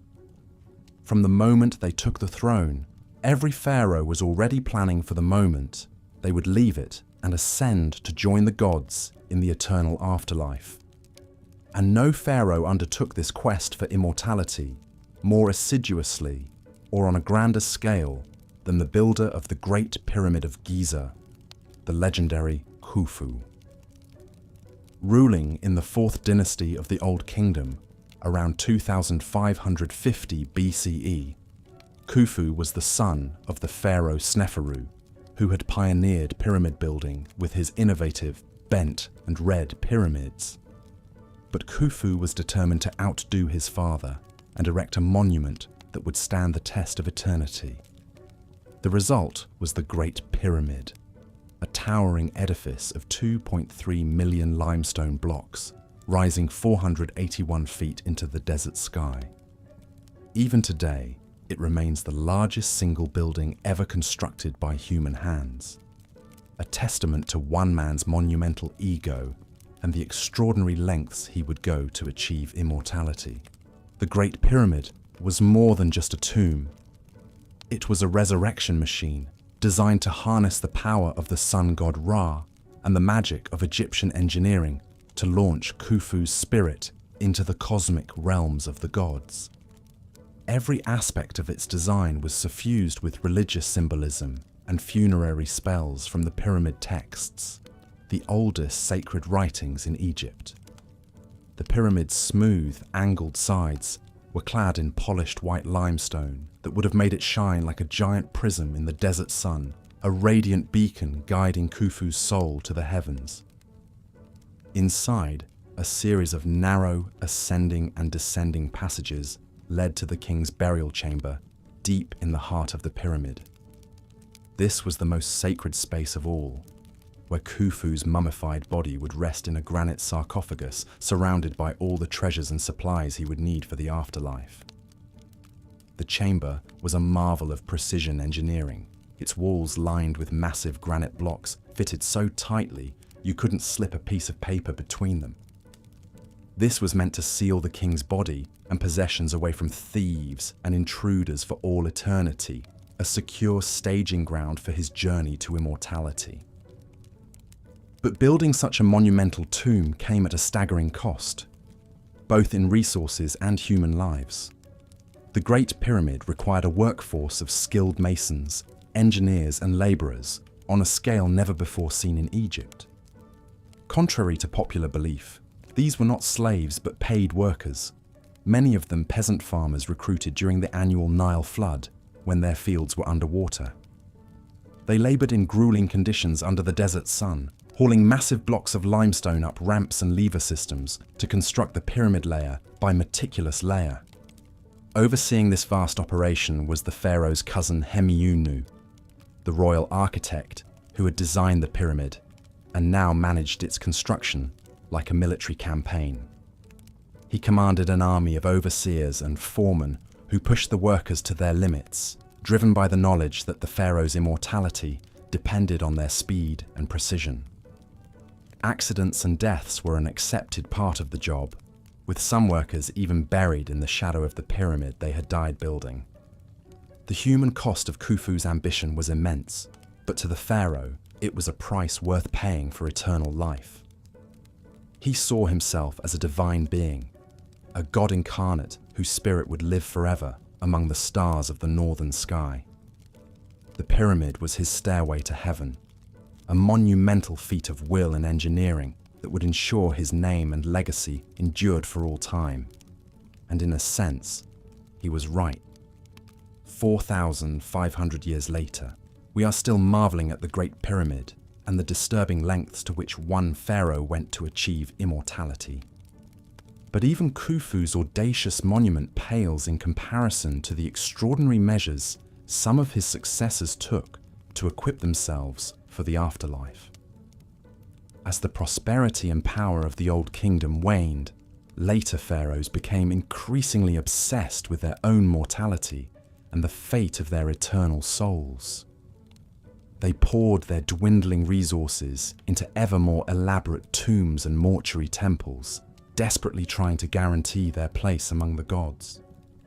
This desperate quest for immortality reached its macabre apex with the practice of retainer sacrifice, the burial of servants alongside the pharaoh to attend him in the afterlife. The most chilling example comes from the tomb of the First Dynasty pharaoh Jer at Abydos, where archaeologists uncovered the remains of 318 individuals, men, women, and even children, who had been sacrificed and buried in neat rows outside the king's funerary enclosure. The scale of the carnage is staggering, the largest known case of human sacrifice in ancient Egypt. The victims appear to have been palace servants, members of the royal household who were selected to serve the king in death as they had in life. They were likely killed by strangulation or a blow to the head, their bodies hastily mummified and buried with minimal grave goods. Some were even interred in coffins bearing their own names, a poignant reminder of their individual identities and the violent fate that awaited them. What could have motivated such a mass slaughter? For the pharaoh and his priests, it was a natural extension of the king's divine power, his ability to command obedience and service even beyond the grave. The servants were seen as privileged to be chosen for this sacred duty, their sacrifice a necessary part of ensuring the pharaoh's eternal well-being. But one can only imagine the terror and despair of those selected, knowing they would soon be joining their master in death. This disturbing practice appears to have been relatively short-lived, dying out by the end of the Old Kingdom. But it speaks to the incredible power and allure of the afterlife in ancient Egyptian culture, and the extreme lengths to which some pharaohs would go to secure their place in it. The idea of an eternal existence beyond death, where the pharaoh would reign supreme among the gods, was so intoxicating that it justified even the most horrific acts of violence and sacrifice. And it wasn't just human servants who. As the centuries passed, ancient Egypt's New Kingdom period gave way to the Late Period, a time of foreign invasions and rule by outside powers. The Libyans, Nubians, Assyrians and Persians all took their turn at the helm, wresting control of Egypt from native pharaohs. But perhaps no foreign power left quite as indelible a mark as Alexander the Great and the Greek Macedonian Ptolemaic dynasty he left in his wake. In 332 BC, Alexander the Great swept into Egypt, wresting it from Persian control. After being crowned pharaoh in Memphis, he founded the great seaside city of Alexandria, soon to become a cosmopolitan center of Greek culture and learning. But Alexander's reign as pharaoh was cut short by his untimely death in 323 BC. In the chaotic aftermath, his general Ptolemy Wunsota seized control of Egypt, installing himself as the first pharaoh of the Ptolemaic dynasty that would rule for the next 275 years. The Ptolemaic pharaohs were a fascinating fusion of Greek and Egyptian culture. They adopted many Egyptian royal traditions and religious practices to legitimize their rule in the eyes of their subjects. Ptolemy III's son and successor, Ptolemy II Philadelphus, even instituted worship of the deified Alexander, cleverly positioning the Ptolemies as successors to Alexander's divine rule. Yet at the same time, the Ptolemies remained resolutely Greek, marrying their siblings in the Egyptian royal tradition, but giving their children Greek names and hiring Greek architects to reshape Alexandria's landscape in the style of their homeland. One of the most audacious Ptolemaic building projects was surely the Pharaohs lighthouse, constructed on the orders of Ptolemy I Soter. Standing an astonishing 330 feet tall, this wonder of the ancient world guided ships into Alexandria's harbour with its blazing fire at night. The Ptolemies also built grand temples in the traditional Egyptian style, like the Temple of Horus at Edfu and the Temple of Isis on the island of Philae. But they added their own Greek flourishes, inscribing their names in hieroglyphs, but also Greek on temple walls. The most famous Ptolemaic pharaoh of all was of course Cleopatra VII, the last pharaoh of ancient Egypt. But the Ptolemaic dynasty's notorious incestuous marriages produced more than one ambitious, powerful queen over the centuries. Take Berenice II, wife of Ptolemy III Euergetes. When her husband left to fight in the Third Syrian War in 246 BC, Berenice vowed to the goddess Aphrodite that she would cut off her long, luxurious hair if Ptolemy returned home safely. And she made good on her promise, placing her shorn tresses in Aphrodite's temple. The hair later mysteriously vanished, but court astronomer Conon of Samos, perhaps trying to get back in the queen's good graces, claimed that Aphrodite had been so touched by the offering that she placed Berenice's hair in the sky as the constellation Coma Berenices, or Berenice's hair. The Ptolemaic pharaohs were also no strangers to court intrigues and power struggles. One of the most dramatic examples came after the death of Ptolemy IV in 204 BC. His young son Ptolemy V, not even 6 years old, was next in line for the throne. But the boy king's regents, Agathocles and Sosibius, weren't about to give up their influence and power. They did the unthinkable, having the young pharaoh's mother, Arsinoe, murdered to secure their own positions. The common people, who had loved Queen Arsinoe, were outraged when they got wind of the sordid plot. They besieged the royal palace, dragging Agathocles and his family out and lynching them in the street. The grisly scene was a stark reminder that while the Ptolemaic pharaohs styled themselves as god kings, they were all too human and vulnerable to the wrath of their subjects. The Ptolemaic era was a time when much of the ancient Egyptian culture and religion we know today was compiled and recorded for posterity. The Ptolemies were great patrons of the arts, sciences, and literature. It was at the Great Library of Alexandria that Manetho, an Egyptian priest and historian, wrote his Egyptiaca. This 3-volume work, now largely lost, compiled the first comprehensive list of Egyptian pharaohs and divided their reigns into 30 dynasties. The framework we still use to parse ancient Egyptian chronology today, and it was under the Ptolemies that the Egyptian priest scribe Hor of Sebennytos penned a fascinating papyrus that has come to be known as the Dream Book. This enigmatic text lists nearly 200 different dreams and their supposed meanings. Some are rather mundane, like dreaming of eating figs, indicating the dreamer will come into money. But others are more sinister omens, like dreaming of being burned alive, signaling great danger ahead. The Ptolemaic dynasty ended with the tragic demise of its most famous queen, Cleopatra VII, in 30 BC. After picking the losing side in the Roman Civil War between Mark Antony and Octavian, Cleopatra took her own life, allegedly by the bite of a poisonous asp, rather than be paraded through the streets of Rome as a war trophy. With Cleopatra's death, the long line of divine pharaohs finally came to a close, and Egypt became a province of the Roman Empire. But the 3,000-year legacy the pharaohs left behind still endures. Every magnificent monument, every golden tomb treasure, every tall tale recorded on temple walls or papyrus scrolls has kept their larger-than-life stories alive. The pharaohs built ancient Egypt into a flourishing civilization that has captured imaginations for millennia, and will likely continue to do so for as long as the pyramids still stand. The mystique of the pharaohs lies in how, even at the distance of thousands of years, they still seem to straddle the line between gods and mortals, the natural and supernatural. The truth is, the pharaohs were both extraordinary and all too human. They performed mind-boggling feats of engineering, artistic, and cultural achievement that have rarely been matched. But they could also be petty, superstitious, ruthless, and tyrannical.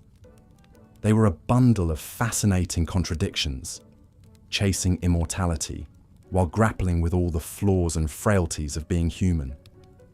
So perhaps that's why, for all their power and pomp, the pharaohs still speak to us today. Their outsized lives are like monuments to the human condition itself, the soaring triumphs and the devastating lows that have defined the mortal experience since the dawn of civilization. The life of a pharaoh was one of immense power and privilege, but also one governed by strict religious duties and rituals. From the moment he awoke in his opulent palace, a pharaoh's day was meticulously planned and scheduled, with little room for spontaneity or personal indulgence. The pharaoh's morning routine was an elaborate affair, with teams of servants attending to his every need. He would be washed, perfumed, and dressed in fine linens, before donning the various crowns and symbols of his divine office. The distinctive double crown, or pshent, combined the white crown of Upper Egypt and the red crown of Lower Egypt, symbolizing the pharaoh's dominion over the unified land. But even in these mundane morning rituals, there was an undercurrent of magic and superstition. The pharaoh's clothing was imbued with powerful symbolism and believed to confer divine protection. Every cosmetic and item of jewelry had deep spiritual significance. Even the pharaoh's daily ablutions were a sacred rite, with priests reciting spells and incantations as sacred water from the Nile was poured over his head. With his regalia in place, the pharaoh would then consume a light breakfast before beginning his packed schedule of daily duties. As the earthly embodiment of the god Horus, one of the pharaoh's most vital roles was as the supreme religious leader of Egypt. He was responsible for maintaining Ma'at, the cosmic order and balance, through his divine intercession with the gods. This meant that a significant portion of the pharaoh's day was taken up with religious ceremonies and temple rituals. He would make offerings to the gods, perform libations, and recite the necessary incantations to ensure the continued favor of the divine realm. These rituals were not just symbolic, but were believed to have a real and tangible impact on the prosperity and stability of Egypt. But the pharaoh was not just a religious figurehead. He was also the supreme political ruler of one of the most powerful empires of the ancient world. After his religious duties were complete, he would hold court and meet with his advisors to discuss matters of state. The pharaoh had the final say on all issues of law, taxation, trade, and foreign policy. He would also hear petitions from his subjects and dispense justice as he saw fit. The concept of Ma'at extended to social order as well as cosmic balance, and the pharaoh was the ultimate arbiter of this earthly harmony. His word was quite literally law, and his judgments were considered infallible and incontestable. However, even with all of these weighty responsibilities, the pharaoh still had time for leisure and pursuits befitting his exalted status. He might go hunting in the lush marshes along the Nile, or enjoy a sumptuous banquet with his courtiers and foreign dignitaries. Some pharaohs, like Amenhotep II, were known for their athletic prowess and would showcase their skills in archery or chariot racing. But even in these moments of relaxation, the pharaoh was never truly at ease. His life was governed by a strict code of behavior and a constant awareness of his divine role. Every action, every word, every decision was freighted with meaning and consequence. And beneath the surface of this gilded existence lurked a darker undercurrent of superstition, magic, and brutality. The pharaoh may have been the most powerful man in Egypt, but he was also the most vulnerable to the capricious whims of the gods and the machinations of his enemies. Jealous rivals, both within the royal family and among the nobility, constantly plotted and schemed to overthrow him. Sorcerers and magicians employed curses and hexes to bring about his downfall. Even the common people, though they revered the pharaoh as a living god, could turn against him if they felt he had failed in his divine duties. To protect against these myriad threats, both real and supernatural, the pharaoh relied on a complex web of magic and ritual. He wore amulets and talismans imbued with protective spells, and his food and drink were tested for poison by trusted servants. His palace was warded against evil spirits, and his bedchamber was guarded by the most loyal and fearsome of his warriors. But even with all of these precautions, the life of a pharaoh was a precarious one. The annals of Egyptian history are filled with the stories of pharaohs who met untimely and often gruesome ends, from assassination and warfare to disease and dark sorcery. In the end, the pharaoh was as much a prisoner of his divine role as he was its beneficiary. For all of his power and privilege, he was ultimately a slave to the crushing weight of tradition, superstition, and the unyielding expectations of his gods and his people. The life of a pharaoh was indeed a gilded cage, opulent and glittering on the outside, but constricting and suffocating within. And yet, for all of its dangers and drawbacks, the allure of the pharaonic crown was an irresistible one. The chance to wield such godlike power, to shape the course of an empire, to have one's name etched into eternity, these were temptations that few could resist. And so the cycle continued, from one pharaoh to the next, each one striving to outdo his predecessors in grandeur and glory, even as the shadow of mortality and the fickle favor of the gods loomed ever larger. Such was the burden and the blessing of the pharaohs, the god-kings of ancient Egypt, whose lives and legacies continue to fascinate and enthrall us to this day. But the pharaonic crown was a heavy one, both literally and figuratively. The great golden headdresses and crowns worn by the pharaohs could weigh up to 5 pounds, a physical reminder of the weighty responsibilities they carried. And for all of their divine status and earthly power, the pharaohs were still mortal men, subject to the same fears, frailties, and vices as any other. Perhaps nowhere was this more evident than in the royal court, where the pharaoh was surrounded by a vast retinue of family, advisors, courtiers, and servants. While the pharaoh may have been the supreme ruler of Egypt, he still had to navigate the treacherous waters of court politics and intrigue on a daily basis. At the center of this was the royal family itself.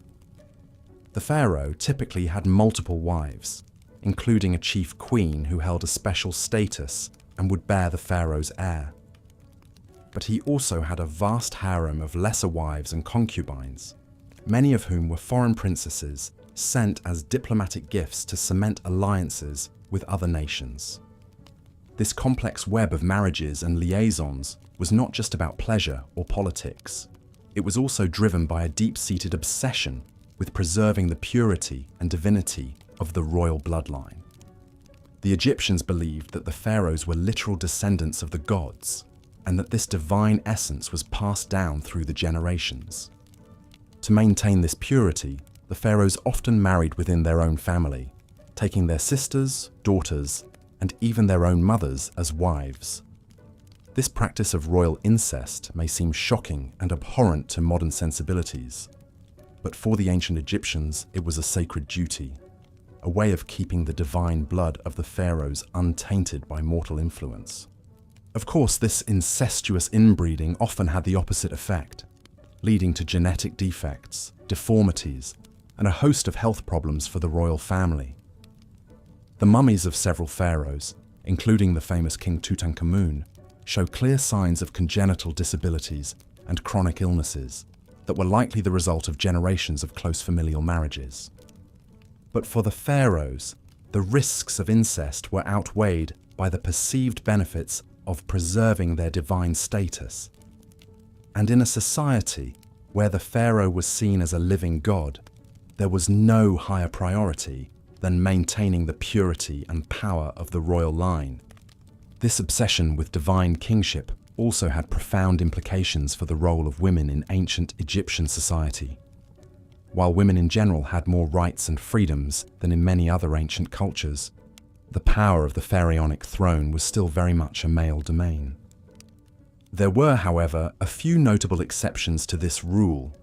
Perhaps the most famous of these was Hatshepsut, a queen who took on the full powers and regalia of a pharaoh and ruled Egypt in her own right for over 2 decades.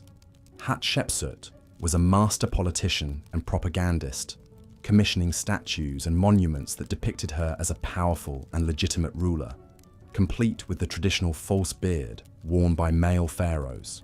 She even went so far as to have herself portrayed as a male in many of her official depictions, a way of asserting her divine right to rule.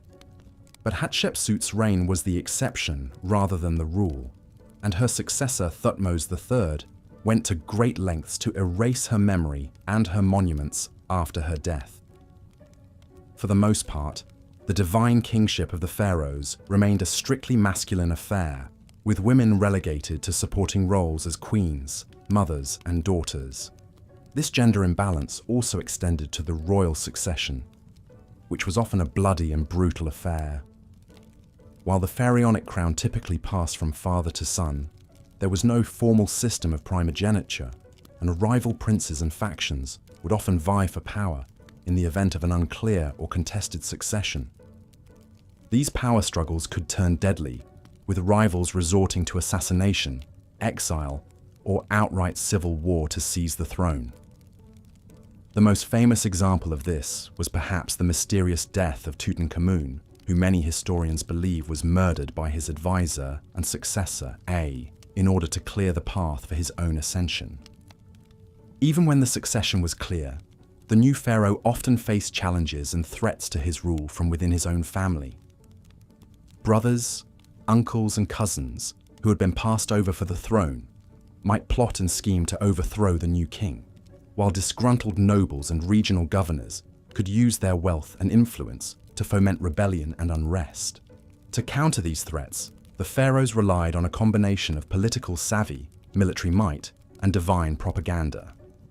They would reward loyal followers with titles, lands, and wealth, while ruthlessly suppressing any signs of dissent or disloyalty. They would also go to great lengths to emphasize their own divine status and right to rule, commissioning grand monuments and temples that celebrated their godly power and accomplishments. But even the mightiest pharaoh was still mortal, and the spectre of death loomed large over the royal court. The Egyptians believed that the pharaoh's divine essence would live on in the afterlife, where he would join the gods in an eternal paradise.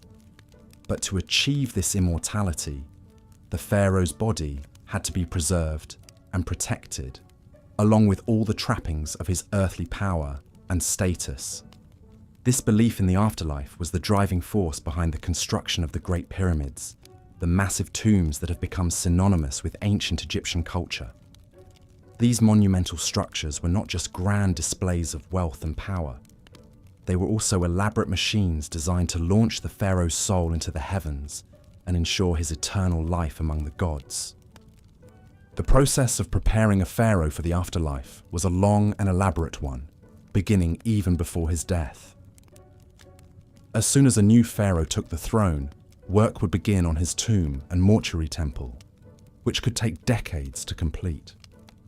The pharaoh would be intimately involved in the planning and design of these structures, choosing the location, the layout, and the decorative program that would adorn the walls. At the same time, the pharaoh would begin accumulating the vast array of grave goods and treasures that would accompany him into the afterlife. These could include everything from furniture and clothing to jewelry and weapons, as well as huge stockpiles of food and drink to sustain the pharaoh on his journey. But perhaps the most vital component of the pharaoh's afterlife preparations was the process of mummification, which would transform his mortal body into an eternal vessel for his divine spirit. This was a long and complex process that could take up to 70 days to complete, involving the removal of internal organs, the desiccation of the body with natron salts, and the careful wrapping of the corpse in layers of linen bandages. The mummification process was overseen by a special class of priests, known as the embalmers, who worked in secret and were considered to be in direct contact with the gods.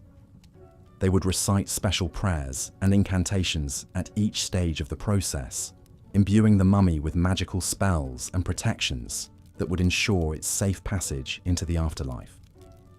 Once the mummy was complete, it would be placed inside a series of nested coffins, each one more elaborate and expensive than the last. The outermost coffin would often be made of solid gold and adorned with intricate carvings and inlays, a fitting vessel for the divine remains of the pharaoh. The mummy and its coffins would then be transported in a grand procession to the pharaoh's tomb, where they would be sealed away in a hidden burial chamber, along with all of the pharaoh's grave goods and treasures. The tomb itself would be filled with even more offerings and artifacts, as well as elaborate frescoes and carvings depicting the pharaoh's journey into the afterlife. But even with all of these elaborate preparations, the pharaohs were not content to leave their eternal fate to chance. Many of them became obsessed with the construction of their tombs, pouring vast resources and manpower into the building of ever more elaborate monuments to their own divinity. The most famous example of this is, of course, the Great Pyramid of Giza, built by the pharaoh Khufu around 2550 BCE. This massive structure, which stood over 480 feet tall and contained more than 2 million blocks of limestone, was the tallest man-made structure in the world for over 3,800 years. The construction of the Great Pyramid was a monumental undertaking that required the labor of thousands of workers over the course of decades. The logistics of the project were staggering, involving the quarrying, transportation, and precise placement of millions of tons of stone, all without the benefit of modern machinery or technology. But for Khufu, the pyramid was more than just a feat of engineering. It was a symbol of his divine power and a guarantee of his eternal life. The pyramid was designed to align with the stars, with shafts pointing towards the constellations of Orion and Sirius, which the Egyptians believed to be the celestial homes of the gods Osiris and Isis. Inside the pyramid, Khufu's mummy would have been placed in a granite sarcophagus in the heart of the structure, surrounded by treasure and protected by a complex system of passages, chambers, and booby traps designed to thwart would-be tomb robbers. But even with all of these precautions, the pharaoh's tombs were not immune to the depredations of thieves and vandals. Over the centuries, many of the great pyramids and tombs were broken into and looted, their treasures stolen, and their mummies desecrated. This was a fate that befell even the most famous of the pharaohs, including Tutankhamun, whose tomb was discovered largely intact in 1922, but had still been entered and robbed at least twice in antiquity. The pharaoh's obsession with the afterlife, it seems, was matched only by the greed and determination of those who sought to plunder their eternal resting places. But the pharaoh's preparations for the afterlife were not limited to their own tombs and treasures. In a practice that seems shocking and horrifying to modern sensibilities, some pharaohs were buried along with servants, courtiers, and even pets, all of whom were sacrificed in order to accompany their master into the afterlife. The most extreme example of this practice was found in the tomb of the first dynasty pharaoh Jer at Abydos. where archaeologists discovered the remains of 318 individuals who had been sacrificed and buried alongside the pharaoh. These included servants, guards, and even women and children, some of whom showed signs of strangulation or blunt force trauma. This practice of human sacrifice was not limited to the early dynasties either. The tomb of the 12th dynasty pharaoh Amenemhat III at Hawara contained the remains of at least 5 young women who had been sacrificed and buried with the pharaoh, along with a menagerie of animals, including a monkey, a dog, and several ducks. Even more bizarre was the discovery of tens of thousands of human hair wigs in the tomb of the 18th dynasty pharaoh Amenhotep II. These wigs, which were made from the hair of young girls and women, were apparently intended to provide the pharaoh with a ready supply of fresh hair in the afterlife, a symbol of his eternal youth and virility. These disturbing practices speak to the incredible power and influence of the pharaohs, as well as the deeply ingrained beliefs and superstitions that governed ancient Egyptian society. For the pharaohs, the afterlife was not just a vague hope or a religious abstraction. It was a very real and tangible goal, one that demanded the utmost preparation and sacrifice. But as Egyptian society evolved and changed over the centuries, so too did the practices surrounding the pharaohs' burials. By the time of the New Kingdom, human sacrifice had largely fallen out of favor, replaced by symbolic offerings and the use of Shabti figurines, small statues that were believed to come to life and serve the pharaoh in the afterlife. And as the power of the pharaohs began to wane in the later dynasties, so too did the grandeur and scale of their tombs. The last of the Great Pyramid builders was the 12th dynasty pharaoh Amenemhat III, and by the time of the New Kingdom, the Pharaoh. As we've seen, the lives of the pharaohs were a complex tapestry woven from the threads of divine power, mortal excess, and an unshakable fixation on the afterlife. But perhaps no pharaoh embodies these themes quite as vividly as Ramses II, also known as Ramses the Great. Born around 1303 BCE, Ramses was the third pharaoh of the 19th dynasty, and he would go on to become the most celebrated and most prolific builder in all of ancient Egyptian history. He ruled for an astonishing 66 years, fathered over 100 children, and left an indelible mark on the landscape of Egypt with his colossal building projects. From the moment he took the throne, Ramses set out to immortalize his legacy in stone. He didn't just build temples and monuments, he built cities. His capital, Ramses, was a sprawling metropolis in the Nile Delta, adorned with lush gardens, stately palaces, and of course, towering statues of Ramses himself.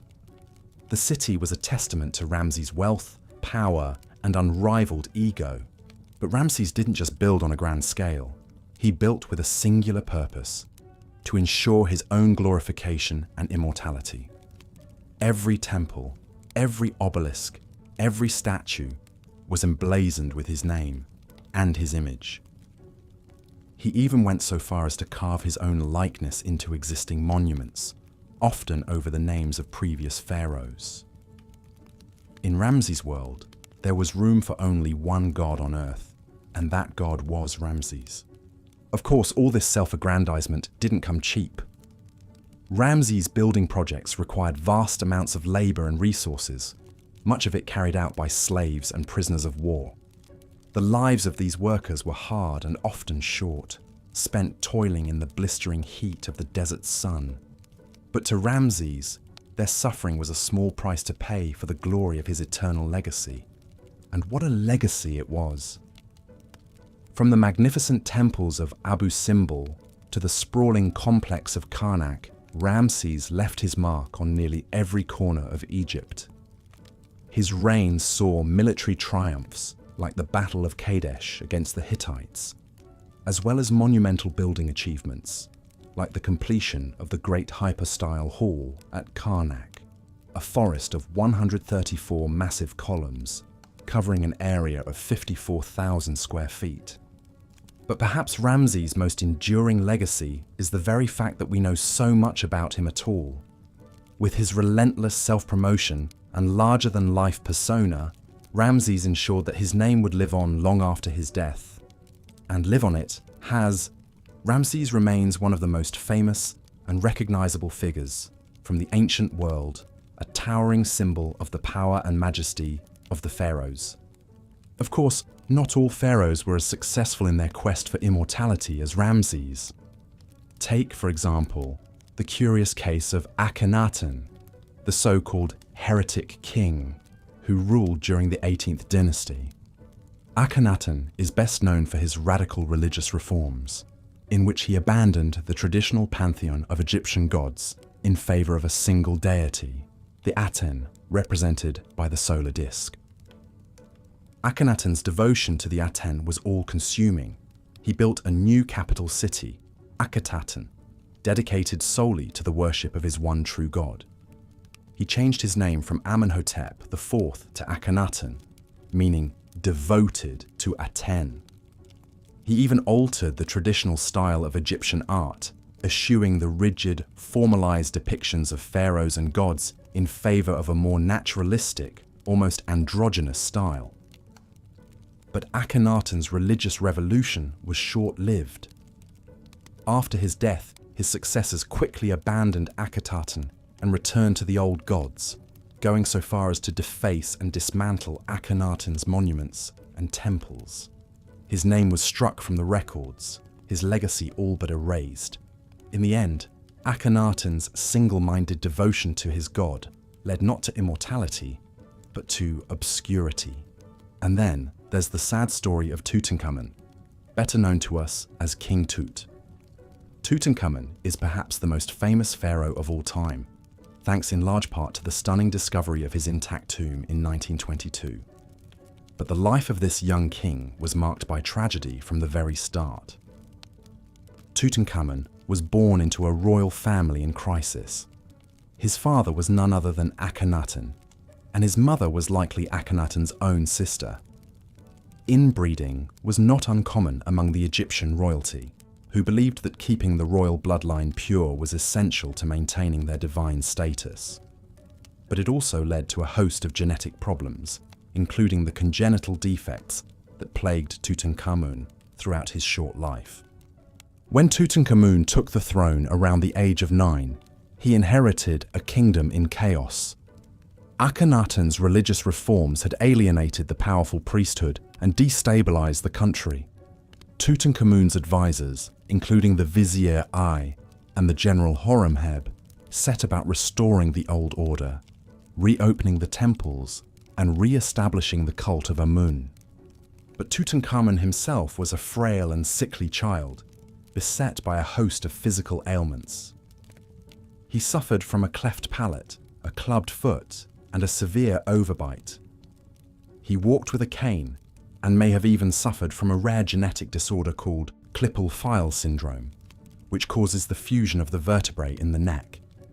Despite his physical limitations, Tutankhamun did his best to fulfill his duties as pharaoh. He oversaw the restoration of the old temples and commissioned new building projects, including his own tomb in the Valley of the Kings. But his reign was cut tragically short. Tutankhamun died around the age of 19, possibly from an infection caused by a broken leg. The story of Tutankhamun is a poignant reminder of the human frailty that lurked behind the facade of divine power. For all their wealth and influence, the pharaohs were still mortal men, subject to the same flaws and weaknesses as the rest of us. And yet, through the enduring legacy of their tombs and their treasures, they achieved a kind of immortality after all, not as gods, but as enduring symbols of a fascinating and mysterious world that continues to captivate us to this day. As we've journeyed through the lives of these legendary rulers, from the excesses of Ramses to the enigma of Akhenaten to the tragedy of Tutankhamun, one thing becomes clear. The pharaohs were as complex and multifaceted as the civilization they ruled. They were gods and men, builders and destroyers, visionaries and tyrants. They lived lives of unimaginable splendor and opulence, but they were also haunted by the specter of death and the relentless pursuit of immortality. In the end, perhaps it is this very complexity that makes the pharaohs so endlessly fascinating to us. They were not just historical figures, but mythic archetypes, embodying the timeless themes of power, ambition, and the search for meaning in the face of mortality. And through the enduring legacy of their monuments and their stories, they continue to speak to us across the millennia, whispering secrets of a world long vanished but never truly lost. As we marvel at the pyramids and the temples, the golden masks and the hieroglyphic inscriptions, we are reminded of the indomitable human spirit that drove these ancient kings to reach for the stars. And we are humbled by the realization that, for all their godlike power, they were ultimately as mortal as the rest of us, subject to the same joys and sorrows, triumphs and tragedies that define the human experience. So let us pay tribute to the pharaohs, those towering figures who shaped the course of history and left an indelible mark on the sands of time.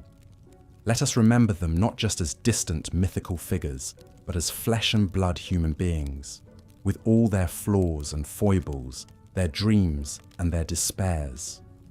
And let us learn from their stories, both the inspiring and the cautionary, as we navigate our own paths through the shifting sands of life. For in the end, the legacy of the pharaohs is not just a matter of bricks and mortar, gold and granite. It is a testament to the enduring power of the human spirit, to our unquenchable thirst for meaning and purpose, for beauty and transcendence. And it is a reminder that, no matter how mighty we may become, we are all part of a tapestry far greater and more enduring than any one of us can ever hope to be. So let us give thanks for the pharaohs and for all those who came before and after them, who strived and struggled and left their mark upon the world. And let us carry their stories with us as we venture forth into the unknown, armed with the wisdom of the ages and the courage of our convictions. For in the end, the measure of a life is not in the splendor of its monuments or the grandeur of its tombs, but in the love and compassion we show to one another, and in the legacy of hope and resilience we leave behind. And in this, the pharaohs, for all their flaws and failings, have much to teach us still. As we delve deeper into the shadowy world of the pharaohs, we must also acknowledge the intricate web of royal relationships and rivalries that shape their lives and legacies. Behind the gilded facades of the palaces, a complex tapestry of family dynamics, political alliances, and power struggles played out, often with devastating consequences. At the heart of the royal household was the pharaoh's inner circle of queens, concubines, and children. While the pharaoh was the supreme ruler, his queens could wield significant influence, particularly if they bore him a male heir. The great royal wife, or chief queen, held a privileged position and might even rule as regent if the pharaoh died before his successor came of age. Such was the case with Hatshepsut, who boldly assumed the full powers and regalia of a pharaoh herself, after the death of her husband, Thutmose II.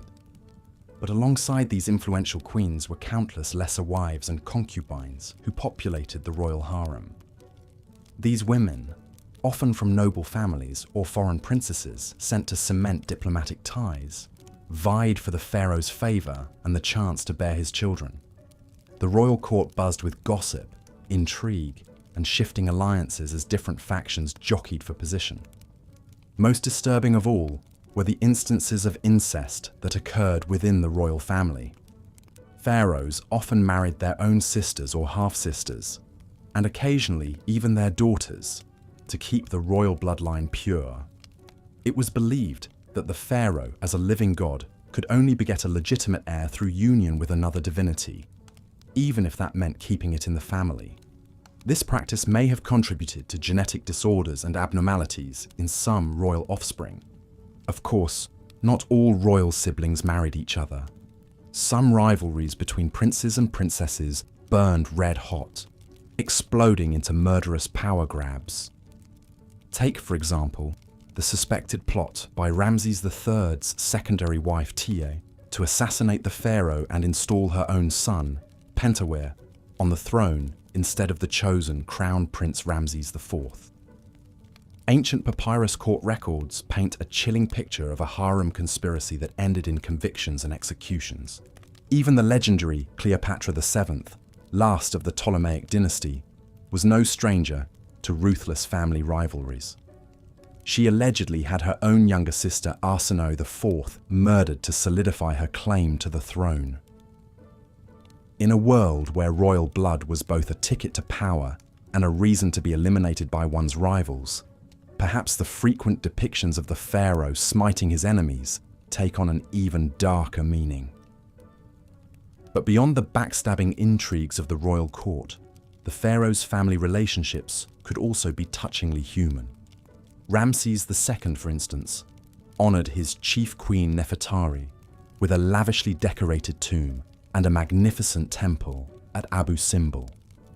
And even the oft-vilified Akhenaten, who upended Egyptian religion and art during his reign, is shown in tender scenes with his wife Nefertiti and their daughters.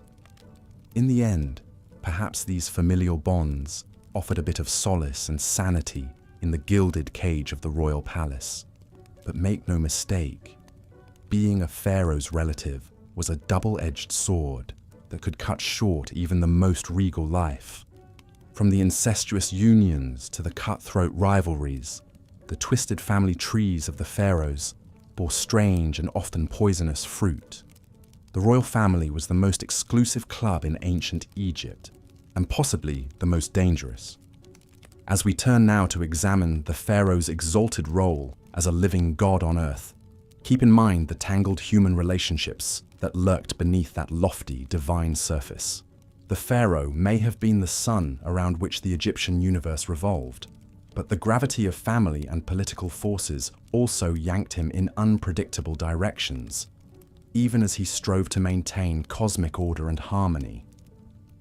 In the worldview of the ancient Egyptians, the pharaoh was no mere mortal ruler. He, or in rare cases she, was a living god, the divine embodiment of the falcon-headed sky god, Horus on earth.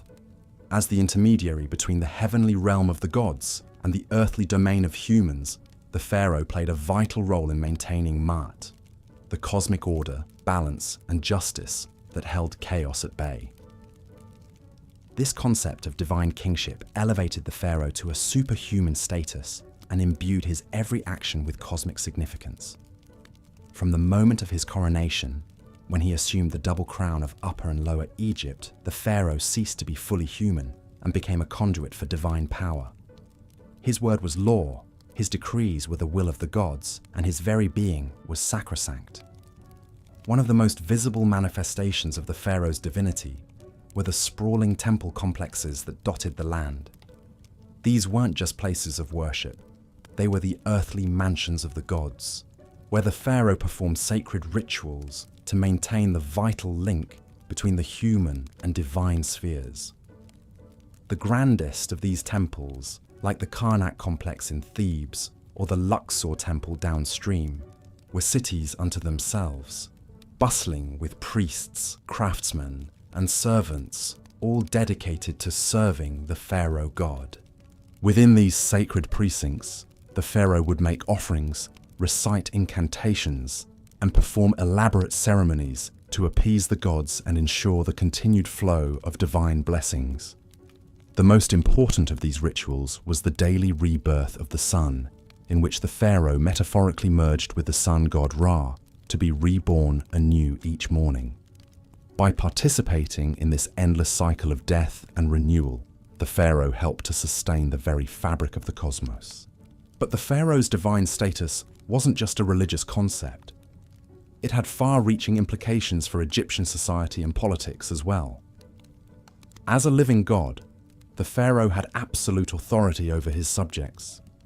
His word was law, and his commands were not to be questioned.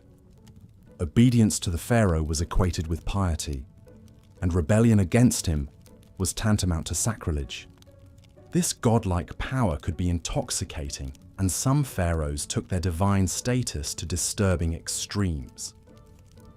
Perhaps the most notorious example was Amenhotep IV, better known as Akhenaten, who upended centuries of Egyptian religious tradition by proclaiming the sun disk Aten as the one true god and himself as its sole prophet. In a burst of religious fervor, Akhenaten ordered the names and images of other gods to be erased, closed their temples, and even moved the capital to a remote desert site he called Akhenaten, or Horizon of the Aten. While Akhenaten's religious revolution was short-lived, it showcased the immense power and influence a pharaoh could wield as a divine ruler. The fact that he could single-handedly overturn the entire pantheon of Egyptian gods and impose a new state religion by sheer force of will speaks volumes about the pharaoh's godlike authority. But even in less tumultuous times, the pharaoh's divinity set him apart from the rest of Egyptian society. He was a remote, awe-inspiring figure, rarely seen in public outside of carefully stage-managed appearances. His subjects approached him with a mixture of reverence and terror, prostrating themselves in his presence and averting their eyes from his divine radiance. Even his courtiers and officials had to tread carefully, lest they overstep their bounds and incur his godly wrath. In a very real sense, the pharaoh was the linchpin that held the entire edifice of ancient Egyptian civilization together. As long as he performed his divine duties and maintained Ma'at, the cosmic order, all was well. But if he faltered or failed in his responsibilities, it could spell disaster for the whole land. A weak or ineffectual pharaoh could lead to chaos, famine, and invasion, while a tyrannical or impious one risked offending the gods and bringing down divine retribution. It's no wonder then that the Egyptians invested so much time, labor, and resources into exalting and glorifying their pharaohs. The colossal statues, soaring obelisks, and lavish tomb complexes were all testament to the pharaoh's superhuman status and enduring legacy. They were also a way of bolstering his divine power and reinforcing his vital role in the cosmic order. But as we'll see in the next chapter, this obsession with the pharaoh's divinity reached its apex in the very last place one might expect, the tomb. For the ancient Egyptians, death was not the end for a pharaoh, but merely a transition to an even more exalted state of being.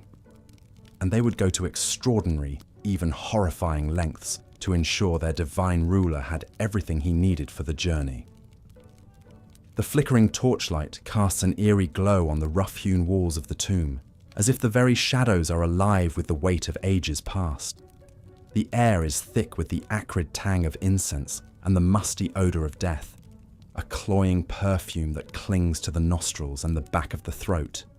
Deeper and deeper we descend into the very bowels of the earth, following in the footsteps of the pharaoh on his final journey into the afterlife. For the ancient Egyptians, death was not something to be feared, but rather a doorway to a new and glorious existence.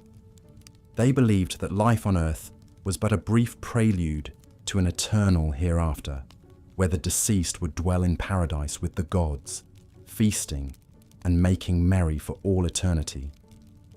But to achieve this blessed state, one had to be properly prepared, both spiritually and materially. And no one was better prepared for the afterlife than the pharaohs. From the moment they ascended the throne, they began planning for their eventual demise with a single-minded focus that bordered on the obsessive. Vast resources were poured into the construction of their tombs and funerary temples, veritable cities of the dead that would serve as their eternal abodes. The most iconic of these, of course, are the Great Pyramids that loom over the Giza Plateau. These monumental structures, built during the Old Kingdom, were more than just tombs. They were cosmic engines, designed to launch the pharaoh's soul into the heavens to take its place among the stars. The pyramid's smooth, sloping sides were meant to evoke the primordial mound of creation, while its precise alignment to the cardinal points mirrored the order and symmetry of the cosmos itself. But even more vital than the tomb itself was the complex process of preparing the pharaoh's body for the afterlife. The ancient Egyptians believed that the physical form was just as important as the spiritual essence, and that the two had to be preserved together for eternity. And so, in the sacred rites of mummification, the pharaoh's corpse was transformed from a lifeless husk into a vessel for immortality. For 70 days, the body was dried and desiccated with natron salt, its organs removed and carefully preserved in canopic jars. Then, in an elaborate ritual that could take weeks, the mummy was anointed with sacred oils, wrapped in countless layers of linen bandages, and adorned with protective amulets and jewelry.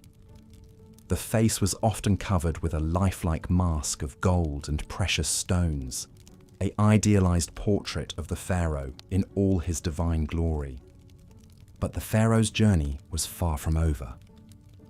Once the mummy was complete, it had to be transported to the tomb in a grand funerary procession, accompanied by priests chanting hymns and spells to ward off evil spirits. The sarcophagus was then lowered into the burial chamber, surrounded by all the grave goods the pharaoh would need in the afterlife: furniture, clothing, jewelry, even food and drink to sustain him on his eternal journey. And here is where the pharaoh's preparations took a darker, more disturbing turn. For some rulers, it wasn't enough to be buried with mere objects. They wanted to be accompanied by actual living servants, ready to attend to their every whim in the hereafter. These unfortunate souls, known as retainers, were often the pharaoh's most loyal courtiers and officials, handpicked to serve him in death as they had in life. The practice of human sacrifice was not uncommon in the early dynasties of ancient Egypt, particularly during the First Dynasty. Archaeological evidence from this period reveals numerous subsidiary burials surrounding the tombs of pharaohs like Horahar and Jer, containing the remains of servants, bodyguards, and even women and dwarves who were believed to have special powers. One of the most chilling examples comes from the tomb of King Jer at Abydos, where the remains of over 300 individuals were found buried in neat rows, like a macabre honor guard flanking the pharaoh's final resting place. Many of the bodies showed signs of strangulation or blunt force trauma, suggesting that they had been deliberately killed to accompany their ruler into the afterlife. But perhaps even more unsettling than the human sacrifices were the animal ones. Countless mummified cats, dogs, monkeys, and even lions have been found in Egyptian tombs, often lavishly wrapped and adorned like miniature pharaohs themselves. These beloved pets were believed to provide companionship and protection for their masters in the afterlife, a consolation prize of sorts for an eternity spent in the dark. And then there were the more bizarre grave goods, like the millions of human hair wigs found in some tombs. These elaborate hairpieces, made from the shorn locks of courtiers and slaves, were meant to ensure that the pharaoh always had a fresh coiffure, even in the afterlife. The ancient Egyptians believed that hair had magical properties, and that a full, luxuriant wig was a sign of vitality and power. But as the centuries passed, the practice of human sacrifice gradually fell out of favor. By the time of the New Kingdom, the idea of killing servants to serve the pharaoh in the afterlife was seen as barbaric and uncivilized. Instead, the Egyptians turned to more symbolic methods, like placing Shabti figurines in the tomb, to magically come to life and perform menial tasks for the deceased. Yet even as the physical sacrifices faded away, the psychological toll of the pharaoh's obsession with the afterlife remained. The vast resources and manpower poured into their tombs and funerary cults siphoned away wealth and labor from the living, while the idea of a ruler who could command obedience even in death cast a long shadow over Egyptian society. And in the end, For all their elaborate preparations and precautions, the pharaohs could not escape the ravages of time and tomb robbers. Many of their carefully constructed resting places were plundered and desecrated over the millennia, their mummies and grave goods scattered to the four winds. In a bitter irony, the very measures they took to ensure their immortality ended up being their undoing. But even in death, the pharaohs continue to fascinate and horrify us in equal measure. Their mummies, with their uncanny lifelike expressions and aura of ancient power, have become the stuff of legend and popular culture. And as we peer into their tombs and sarcophagi, we cannot help but feel a shiver of awe and revulsion at the lengths they went to in pursuit of eternal life. For the pharaohs, death was not the end, but merely the beginning of a new and glorious existence. But as we have seen, that existence came at a terrible cost, measured in human lives and labors. And in the end, perhaps the most disturbing thing about the pharaohs' afterlife obsession is not what it says about them, but what it says about us, and our own deep-seated fears and fascinations with the great beyond. As we emerge from the Stygian depths of the pharaohs' tombs, blinking in the harsh light of the modern day, we cannot help but feel a sense of vertigo, a disorientation at the vast gulf of time and culture that separates us from these ancient god-kings. And yet, for all their alienness and inscrutability, there is something strangely familiar about them too, a recognition of the eternal human struggle against the forces of death and decay. In our own way, we are all pharaohs, building our own metaphorical pyramids and filling our own virtual tombs with the trappings of our earthly existence. We may not command armies of servants or erect colossal monuments to our own divinity, but we are all engaged in the same basic quest for meaning and immortality in the face of the void. And so, as we bid farewell to the pharaohs and their haunted realm, let us take a moment to reflect on the enduring power of their legacy. For all their flaws and foibles, these ancient rulers left an indelible mark on human history and the human imagination, one that continues to resonate down through the ages. In the end, perhaps the most fitting tribute to the pharaohs is not the gold and grandeur of their tombs, but the simple fact that we are still talking about them, still trying to unravel the mysteries of their lives and deaths, thousands of years after they walked the earth. In a way, they have achieved the very thing they sought so desperately in life, a kind of immortality, a persistence in memory and myth that transcends the bounds of time and space. And so, let us raise a metaphorical glass to the pharaohs, those strange and terrible demigods who ruled over the sands of Egypt so long ago. May they rest in peace, secure in the knowledge that their names and deeds will never be forgotten, as long as there are those who seek to peer into the shadows of the past and grapple with the eternal questions of life, death, and what lies beyond. As we've seen, the pharaohs of ancient Egypt lived lives of luxury, power, and religious devotion unparalleled in the ancient world. But for all their godlike status and opulence, one disquieting fact remained. Even the great pharaohs could not escape the inevitability of death. And it was their obsessive preparations for the afterlife that would come to dominate much of their time, resources, and labor during their reigns. The Egyptian preoccupation with death and what lay beyond stemmed from their belief in an eternal afterlife. They envisioned a paradise where they would continue to live as they had on earth, engaging in the same daily routines and pastimes. But to achieve this immortality, great pains had to be taken to preserve the body and provide all the necessities the deceased pharaoh would need. This is where the famous Egyptian practice of mummification comes in. The elaborate process could take up to 70 days and involved removing internal organs, drying out the body with natron salt, and wrapping it in layers of linen. Performed by skilled embalmers, mummification was a vital step to ensure the pharaoh's body would remain intact for the afterlife. But a well-preserved mummy wasn't enough.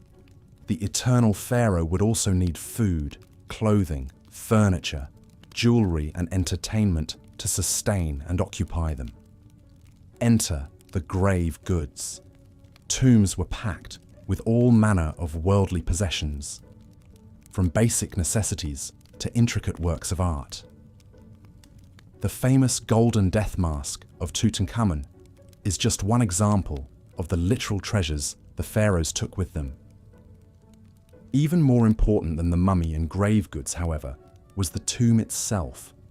The ancient Egyptians believed that to enter the afterlife, the pharaoh's spirit had to have a place to return to and recognize as home. This is why they expended such effort to create indestructible, impenetrable tombs filled with everything the deceased would need. We've marveled at the pyramids of Giza, but they are only the beginning when it comes to the pharaonic obsession with monumental tomb building. In the Valley of the Kings near Thebes, later pharaohs abandoned the conspicuous pyramids and instead carved their tombs deep into the mountains. These sprawling, rocky tunnel systems were designed to foil grave robbers and protect the pharaoh's spirit for all of eternity. Some pharaohs, though, took their quest for a secure and luxurious afterlife to even greater and more disturbing extremes. The tomb of King Jer from the First Dynasty was found to contain the remains of 318 men and women who had apparently been sacrificed upon his death. These retainer sacrifices were a grim practice where servants, officials, and possibly even family members gave their lives to continue serving the pharaoh in the afterlife. Thankfully, by the time of the New Kingdom, human sacrifice for the pharaoh's afterlife had fallen out of practice. But that didn't stop some from making other bizarre arrangements. Amenhotep II was found buried with millions of human hair wigs, while Ramses II was interred with his beloved pet cat. Even in death, it seems, the pharaohs were loath to give up the extravagant trappings of their divine earthly existence. Of course, for all their painstaking plans and precautions, many pharaonic tombs were looted over the centuries. The fabulous treasures of Tutankhamun's tomb only survived because it was lost and forgotten. But that doesn't take away from the fascinating and, yes, disturbing lengths the pharaohs went to in their quest to cheat death and ensure their immortality. Their tombs, mummies, and the priceless relics interred with them have given us an unparalleled glimpse into one of history's most captivating and enduring cultures. And the mummies of the mighty pharaohs are still yielding their secrets today thanks to modern archaeological science. CT scans and DNA testing are allowing us to virtually unwrap these ancient kings and queens and peer into their lives and lineages like never before. In a way, then, the pharaohs did succeed in securing their immortality, if not quite in the way they intended. Their mortal remains and belongings continue to enthrall and educate us thousands of years later. And as we unravel more mysteries of their world, we come that much closer to understanding the lives and minds of these legendary rulers who held sway over the Nile and still command our imaginations today. But no study of the pharaohs would be complete without also acknowledging some of the most famous and infamous individuals to wear the double crown of Upper and Lower Egypt. Legendary names like Ramses the Great, the indomitable Hatshepsut, the sun-worshipping iconoclast Akhenaten, and the bewitching Cleopatra still conjure vivid images and have come to define our popular conceptions of Egyptian royalty. Ramses II, or Ramses the Great, was a king of the 19th dynasty and one of Egypt's most celebrated builders. Reigning for an astonishing 66 years, Ramses left his mark on nearly every ancient Egyptian site still standing from Luxor to Abu Simbel. His mummy reveals a man of regal bearing, strong features, and flaming red hair, and he is believed to have fathered over 100 children in his time. Now that's a kingly legacy. And speaking of a royal family tree, one cannot forget the 18th dynasty pharaoh Akhenaten and his legendary wife Nefertiti. Coming to power around 1353 BCE, Akhenaten rocked the very foundations of Egyptian society by rejecting the traditional pantheon of gods to institute a monotheistic cult of the sun disk Aten. He even changed his name from Amenhotep IV to Akhenaten, or devoted to Aten, as part of his religious revolution. Aiding him in this spiritual shake-up was his beautiful and clever chief queen Nefertiti, whose famous painted limestone bust has come to symbolize ancient Egyptian glamour and intrigue. But the Aten experiment was short-lived. After Akhenaten's death, his son, a young king you may have heard of by the name of Tutankhamun, reversed his father's decree and restored the old gods, condemning Akhenaten to the ignoble fate of having his name struck from official records and monuments. Of course, any mention of Egyptian rulers would be incomplete without Cleopatra, the last active pharaoh and Ptolemaic queen who has become the very archetype of the irresistible temptress. But Cleopatra was much more than a mere seductress. She was a brilliant politician, speaker of 9 languages, and a shrewd strategist who captivated the likes of Julius Caesar and Mark Antony. Though her reign ended with the fall of Egypt to Rome, Cleopatra's legend has only grown in the centuries since. These towering figures are just a sampling of the remarkable personalities that make up the saga of ancient Egypt's god-kings and queens. Each of their lives contains enough drama, intrigue, and colour to fill volumes. But they all embodied, in one way or another, the fascinating paradox of the pharaoh, a mortal who would be God, with one foot in the earthly realm and the other in eternity. It's this captivating duality, as well as the haunting remnants of their glittering world, that continue to enthrall us and draw us back to ancient Egypt time and again. The mighty pharaohs reigned over a sophisticated civilization for some 3,000 years, shaping our notions of absolute power and leaving behind some of the most formidable monuments ever constructed. But in the end, like all of us, they too were mortal, and no amount of gold or godhood could shield them from the fate that awaits us all. Within their tombs, temples, and mummies, they left tantalizing hints of their larger-than-life existence, shot through with the universal human hopes and fears we can all recognize. And that, perhaps, is their greatest legacy of all, the eternal reminder that even the most exalted among us desire nothing more than to be remembered. As we close this chapter on the lives of the pharaohs, take a moment to reflect on all we've uncovered, the sacred and the profane, the awe-inspiring and the unsettling. These ancient god-kings have much to teach us still about power, belief, legacy, and the enduring fascination of a long-lost world we are only beginning to understand.